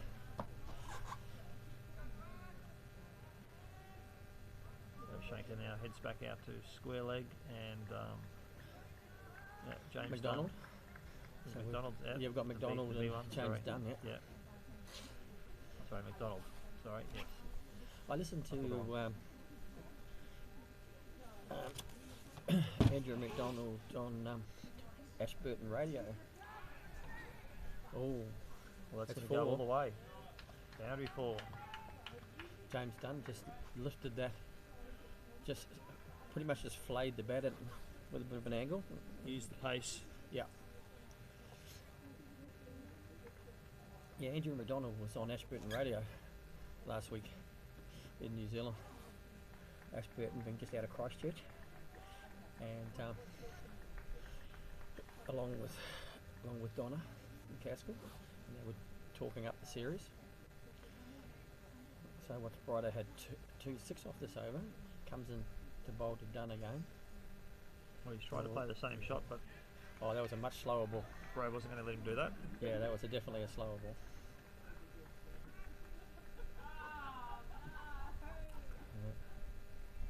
Yeah, great. I'd say great to see Brad Ryder being rewarded with the vice captaincy of the team. I don't know if there's a person who thinks more about the game of blind cricket in Australia than Brad. He's really Oh, we won't. That's another pretty 4. happy with that. He strayed quite a way down leg side that time for Brad, and James Dunn just got his bat across to it, connected, used the pace of the ball. 4 runs.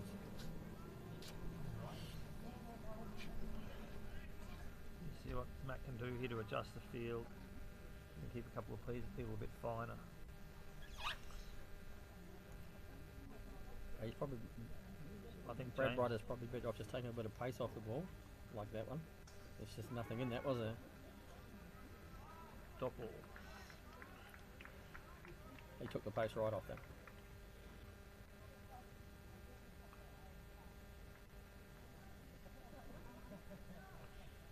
One to come. What's the bet? This is another slower ball, right? I'd reckon that's what I've gone in the bowl. No, he's searching for a run out. It's over. That is drinks. 10 overs up.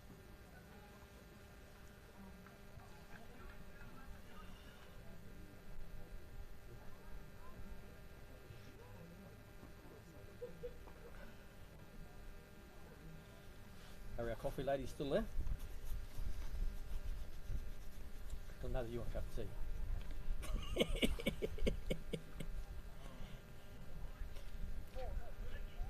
Now, So, really regretting my decision to not drink either tea or coffee right now, Tony. I'll just tell you that. Yeah, I can understand. See, Vaughan, he's got it sorted. He's going for a toilet break during the 10 overs. He's running, actually. I don't normally see Vaughan run. Well, the thing that surprised me before, Tony, is he was getting his leg rubbed. I'm thinking, I don't know, unless he pulled a muscle getting out of his seat. I don't know what he could be feeling a bit of twinge, but anyway, yeah, he's certainly putting a trot on now, getting off and on the field. Smiley, got a few minute break here before we get started with the last 10 overs of the match. So I think that from a blind cricket perspective, Ray, we've got a heavy push on in the next 6 months with women's blind cricket to have 2 teams at the National Cricket Inclusion Championships, which we believe at this stage will be in January next year up here in Brisbane. So that will be a good move forward. Definitely a lot of keen people around each of the states, in particular Lachlan Wallace in South Australia doing some great work there. So who have you got looking at that up in Brisbane? Because you got one of the Nicole Rowling is taking the lead on that from the Queensland perspective. So we've got former Australian wicketkeeper Julie Holden, who is looking to come back into blind cricket. So there are a few women blind cricketers in Queensland that are coming back and getting involved in the sport, and I think it's a case that's happening across the country. Is really going to be a big push at the start of the next cricket season for women to be involved in blind cricket. The hope is that we'll have a women's only training camp later this year that Blind Cricket Australia will be looking to fully fund to get as many people as we can into that as the game starts up again. But yeah, so we're looking to get that going, and in the hope that we'll get at least two teams.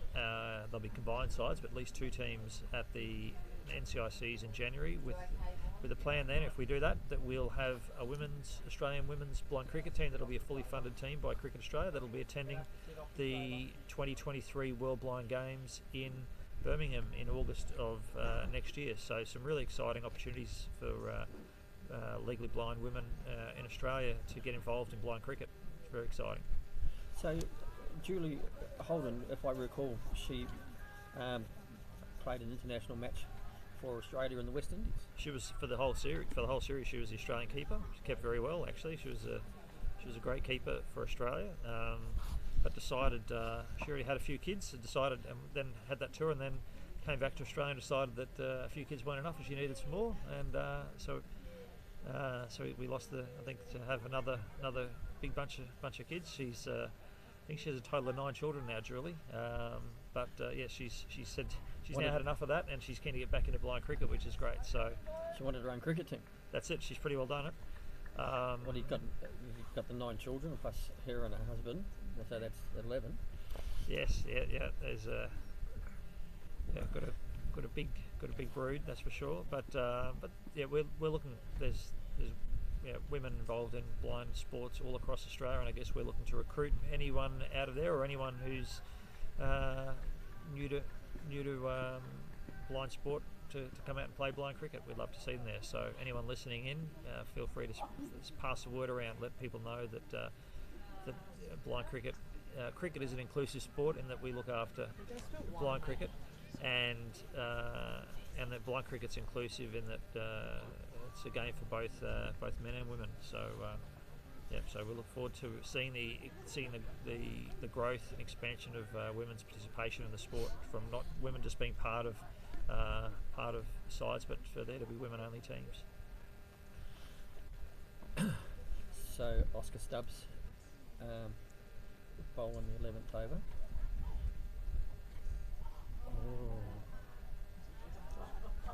Fielding's not as it's got a bit colder, Ray. The fielding is dropped off a touch. Another run-out opportunity there. Yeah, just to be honest with you, Tony, the commentary might have dropped off a bit too. I'm freezing, so I can't. Just had a bit of a message coming in from India, so some people in India listening to the coverage coming out, which is great to see. So yeah, very exciting. Well, I think that the concept with frog box and the ability to commentate straight into frog box so that it aligns with the live streaming, I think works well. It's fantastic. Oh, very good ball by Oscar Stubbs. However, it was a no ball. So he put down the slow ball and dead straight hit the wicket, but it was a no ball. So free hit for Andrew McDonald.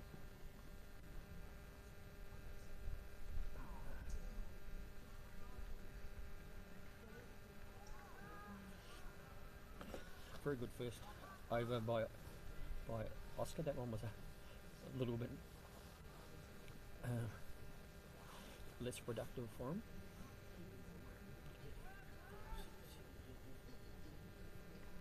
That's 9 ball over. So 4 for 71 off 11. It's fair to say that they're not going to meet the target of 318. The New Zealanders are just playing pride now. They'll want to bat out the overs. They won't want to give up the wickets. Change at wicketkeeper. Matt McCarthy going into keep. Let's put Stephen out as square leg.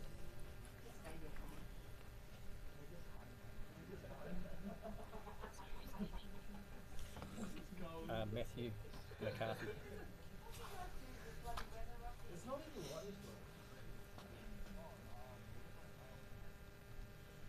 Oh, so this is going to be the first of our B1 overs. So pretty much we're going to bowl out B1 overs now, aren't we?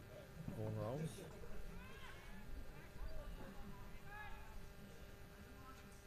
After his rub down, and then his toilet break, he's into bowl. So it's looking forward to Vaughan bowling a good spell here. He's the best of the B1 bowlers for Australia this morning.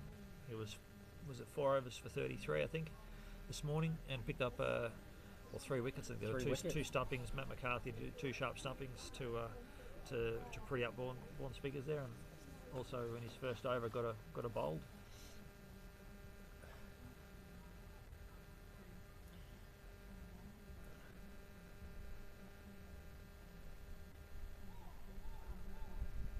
So Vaughan rolls the bowl on the stumps. Well fielded.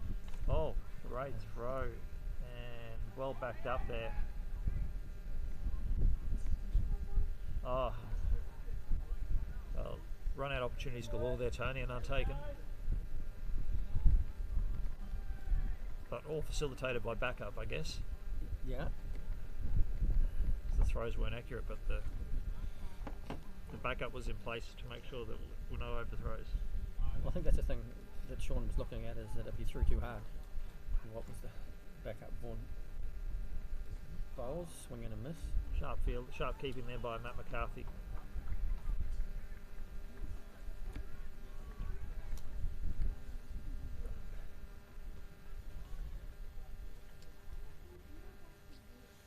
Vaughan rolls have probably been Australia's most consistent B1 bowler for the last few years.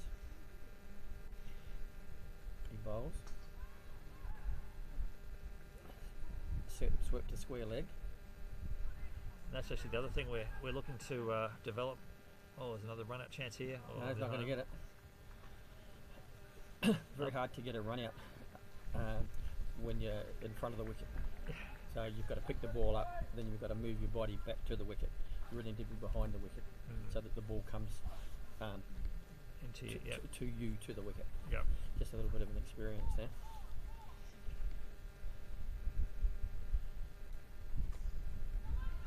Hit that one Coming out to well. point, Stefan Nero. It'll only be a single.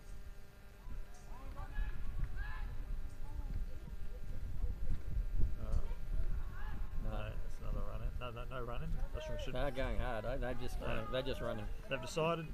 They've had a bit of a chat and decided. Let's take our chances. Well, you can't blame them.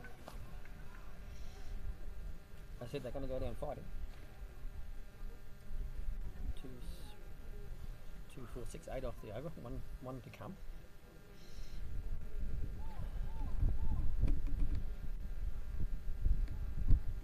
That's a wide. Well, it is interesting to see how the game has changed. I think Australia had probably someone I regard as probably arguably the best totally blind bowler in the world, a guy by the name of Terry Eagers, who could bowl nearly as fast as our fastest partialies and incredibly consistent. And then we've had a long period of some bowlers that would be best described as very slow pedestrian, I guess, pace, just trying to bowl without bowling sundries. That we now have a run out happening by the looks of things. Yeah, they've been going for twos off each of these balls, so Yeah, that ball was pushed out to square leg. took Took the second. yeah, and that brings McCaskill to the crease. So they just were taking risks on Andrew McDonald's wicket there. But Andrew yes, McDonald still scored 10 runs off 11 balls. 6 of those with the doubles at the end. yeah, Shows that if you push, you can achieve. yep. But that's another thing we're looking at doing too, Tony. This year we're looking at having a blind B1 only camp, just to further develop our B1 play, improve our primarily focused at our batting, but all round skills will be improved because we see that as another area that we want to see. I guess some focus and attention put in. Obviously, B1s are critical to our sport, and we want to make sure we're giving them every support we can. So James Dunn, 25 not out, off 23 balls. The elder statesman of the team, still doing well. So 5 for 80 off 12. Synchronised. Bradley Briding up. Looks like might be Michael Dennis going to bowl.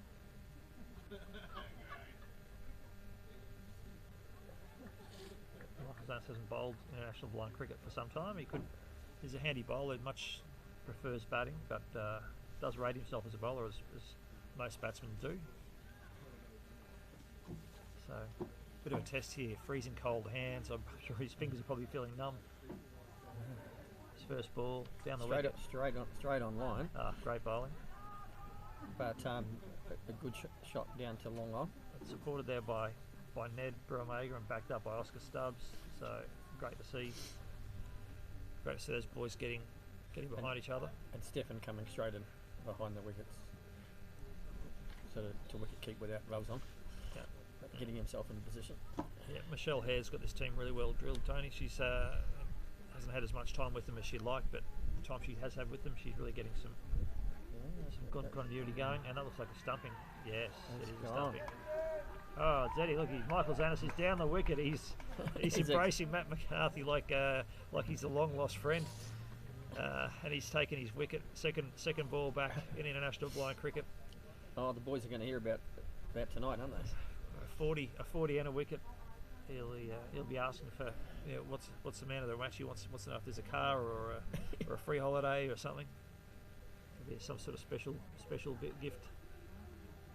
But yeah, no, fantastic to see Michael. Yeah, celebrating. He ran down the wicket, both arms in the air, really pumped. That's second exciting. Ball, to see. wasn't it? Second ball. His second ball of his spell. First ball was on target. Second ball, even better. I imagine his mum in South Australia is probably watching the live streaming. She follows Michael's career very closely.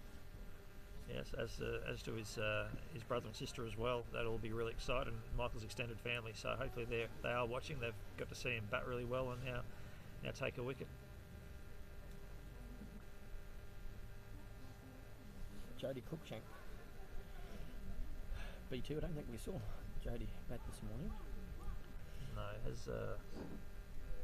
can't recall him from this morning. He's looking at playing a reverse sweep. Oh, and they've snuck through for a single. But he was another good ball there from Michael too, though, Tony. But also, it looks like Jody's batted before, from the perspective of very early decision to go with the reverse sweep into position early. Very confident shot. So James Dunn, 25 off 23. Service bowls just outside off. Oh, we're a little bit Backing ambitious up with that there. throw there. Plenty of backup though. Yeah.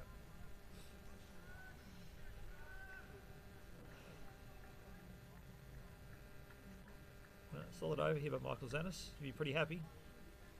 Two balls. Three runs off the over, plus a wicket. 2 balls to come. Bowls.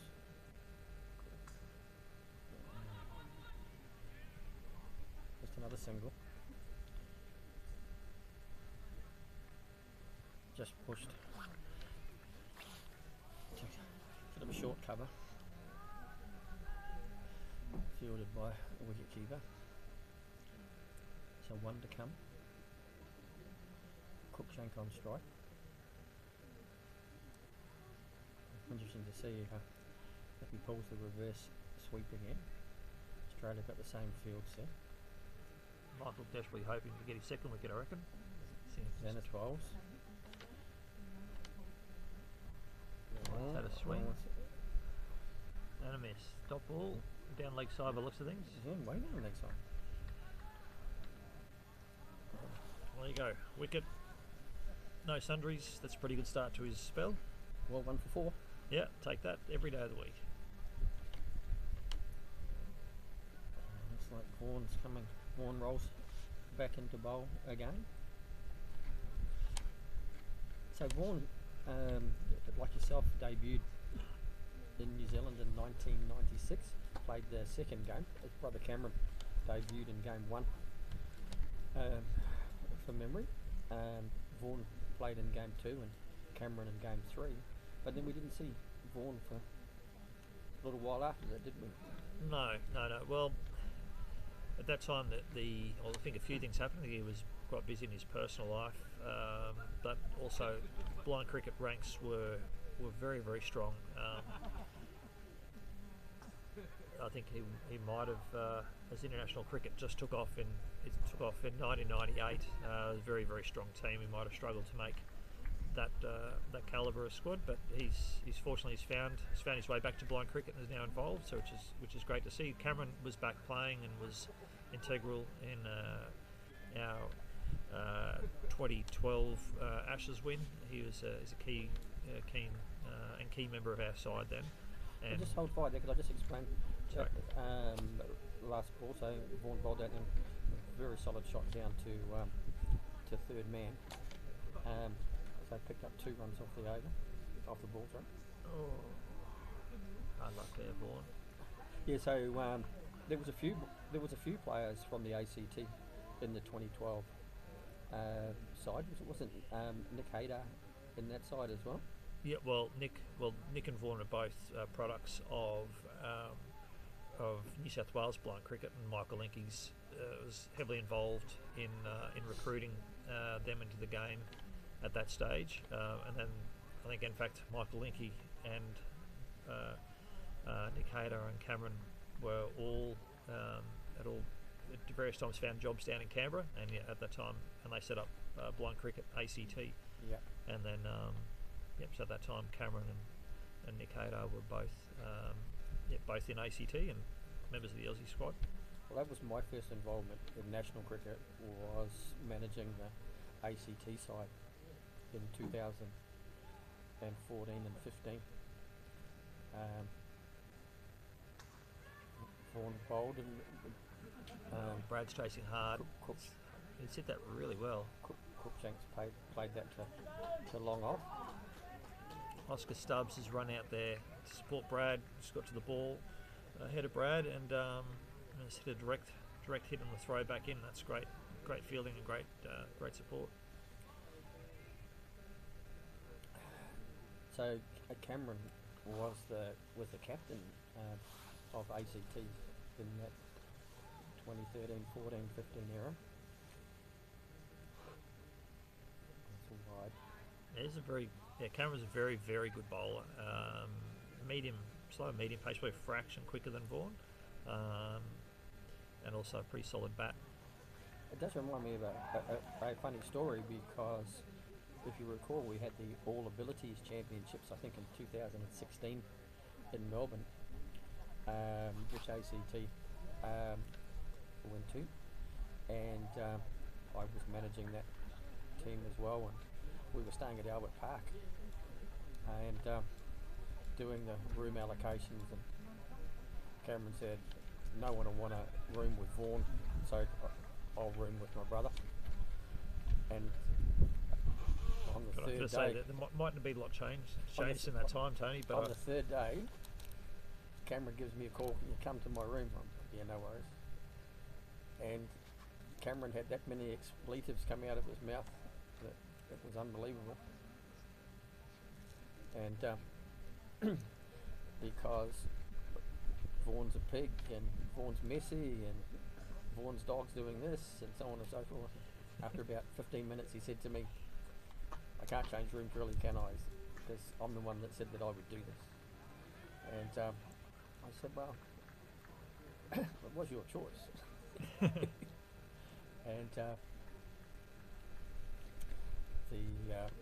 and so they obviously stayed together, kissed and made up as twin brothers do. well, part of triplets actually. The three of them. Yeah, Vaughan, Cameron. I believe, and all three have vision impairments. Yeah. So Vaughan, another stumping for Matt McCarthy. Vaughan rolls, bowled that, and Jody swung and missed. And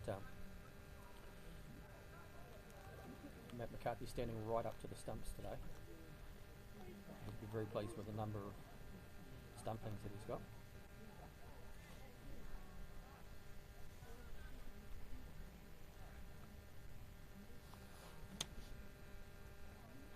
So Tarmati Pierce is the B1 that's come on now. We didn't see him bat this morning. Vaughan's got 3 balls to come. Bat's crowded.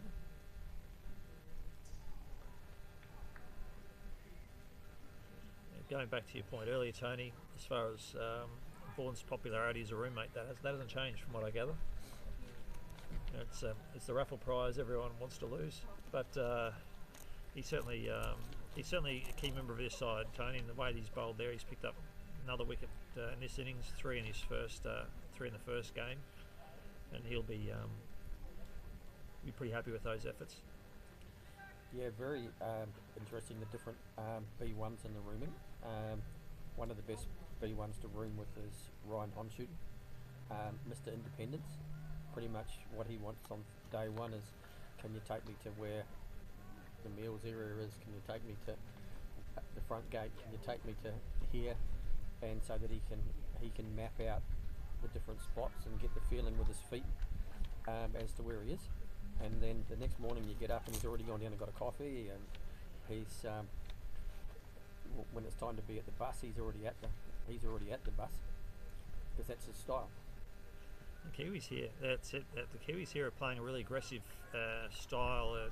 as soon as the ball's coming down the wicket, the non-striker is running, and they're saying, "Well, you beat us in at the non-strikers end if you can," and they're gonna keep stealing runs here until the Aussies can do something about it. I'm surprised that they haven't already put someone like Ned or Oscar up at the bowling end to be at the stumps to collect the returns, because that's what's needed here. Because they brought in a new rule this year, isn't it? That you're not allowed to be within 4 metres of the B1 batter. On the batsman, but So that means that the closest person to the batter always is going to be the wicket keeper, who's got his gloves on. yeah, so you can take advantage of that. That's for sure. So Zanis, two wide so far.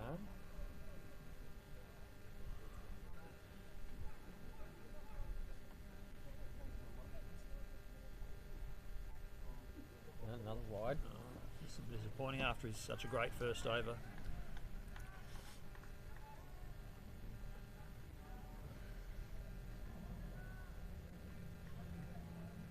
Hopefully he'll bring it back quickly and get back onto that line he was bowling that first over. Interestingly, Australia still have a very deep field. We've got someone at third man, backward point, deep fine leg. That one's not a good one either. I think that's going to be a dead ball. He's gotten a bit tight. Well, it should technically be a no ball, dead ball. Well, they have to call it a dead ball because they they did called the the first. same. They called that the same on the previous innings. Yeah. So they're obviously worried a little bit about James Dunn still with the scoring. He can hit the ball pretty hard. He really can. Michael's tightened up a bit here. Let's go. Michael, loosen up and get back to what you're bowling that first over. It's on the wicket. That's much better. Yeah. Straight to Matt Cameron at mid wicket. Oh, boys. And he's running in. Oh, yeah, that's Matt Cameron got a run out there. Run him out, yeah. Oh, that's... So that'll be Tamati Pierce, I would say. Oh no, that might be James. Because both have got runners, so yeah, James Dunn. Run out by his captain. Yeah, Mark Clouday walking off there with him. So Donna has abandoned the playing shirt and has gone for a hooded jumper. Well, and who could blame her? It is cold. Well, it's definitely very, very biting wind. It is not fun at all, but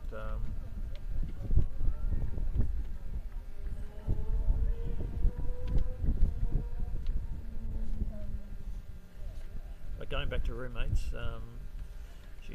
I heard that you got locked in your room in India by one only Bradley Bryder. not locked in, locked out. Locked out, Locked out, yes. I suppose he went to sleep, eh? He went to sleep. We had an internal room, and he locked the door and went to bed, and that was it. I went to get into the room, and was no good. And the thing is, we were staying in a hotel that was quite a large hotel, and our unit block was across a lake, and you had to get a boat across a lake to get to our unit block, and it was a mission and a half to get back, get a boat to come and pick me up to go back to the main room to organise after some extent. Well, there's actually a fair bit of talk about what can we do. They tried calling the room, that didn't work. They had people knocking on the door.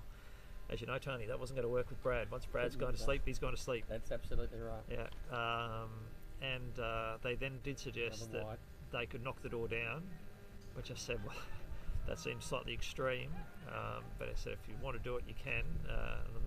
And they seemed to be sort of inviting that they would do it at their cost, which I thought was very generous of them. But then they explained that, well, it'll cost some money. I said, well, I'd rather not do that then. Can you find me another room? And then after a fair bit of fiddling around, they found me another room. Would it surprise you, Tony, that Brad was barely apologetic the next morning when everyone caught up with him and said, Brad, we had the whole management, everyone was up trying to work out what the hell do we do to get into this room so I could get to bed. And Brad said, oh, sorry about that. Didn't realise the door locked like that. And anyway, it worked out well in the end. But yeah, yes, you've got to watch out who your roommates are, Tony. Little bolt just outside off stump. So what do we got on this over? 1, 2, 3, 4, 5, 6, 7, 8, 9, 10, 11. This is going to be a 12 ball over as a minimum. Couple of sundries there, but he's brought it back the last couple.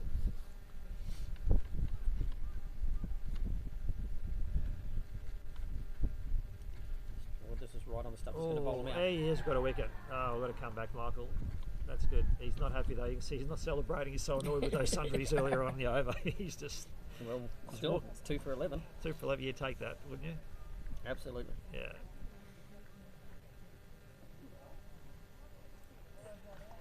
Yeah, not quite the celebration that he had. I think they've retired. Is there handshaking happening? Yeah. There seems to be lots of handshaking. The Kiwis have... Well, it's a second win for Australia today over the New Zealand side. The next game, Ray is, I think from memory, 1 p.m. on Friday. So that's it. Yep. Tomorrow's a rest day. Yeah, I'm sure that you'll on social media, you'll see quite a bit of information. Read the game. So we'll leave you all for now, and we'll see you on Friday. Yep, very great game. Great support by Cricket Australia with the stats and everything. So thank you very much for their efforts.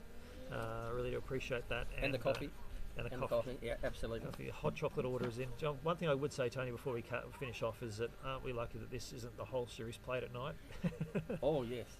We've had our night game, and the rest we'll do in the heat. So enjoy your night, everybody. Thanks very much. Thank you.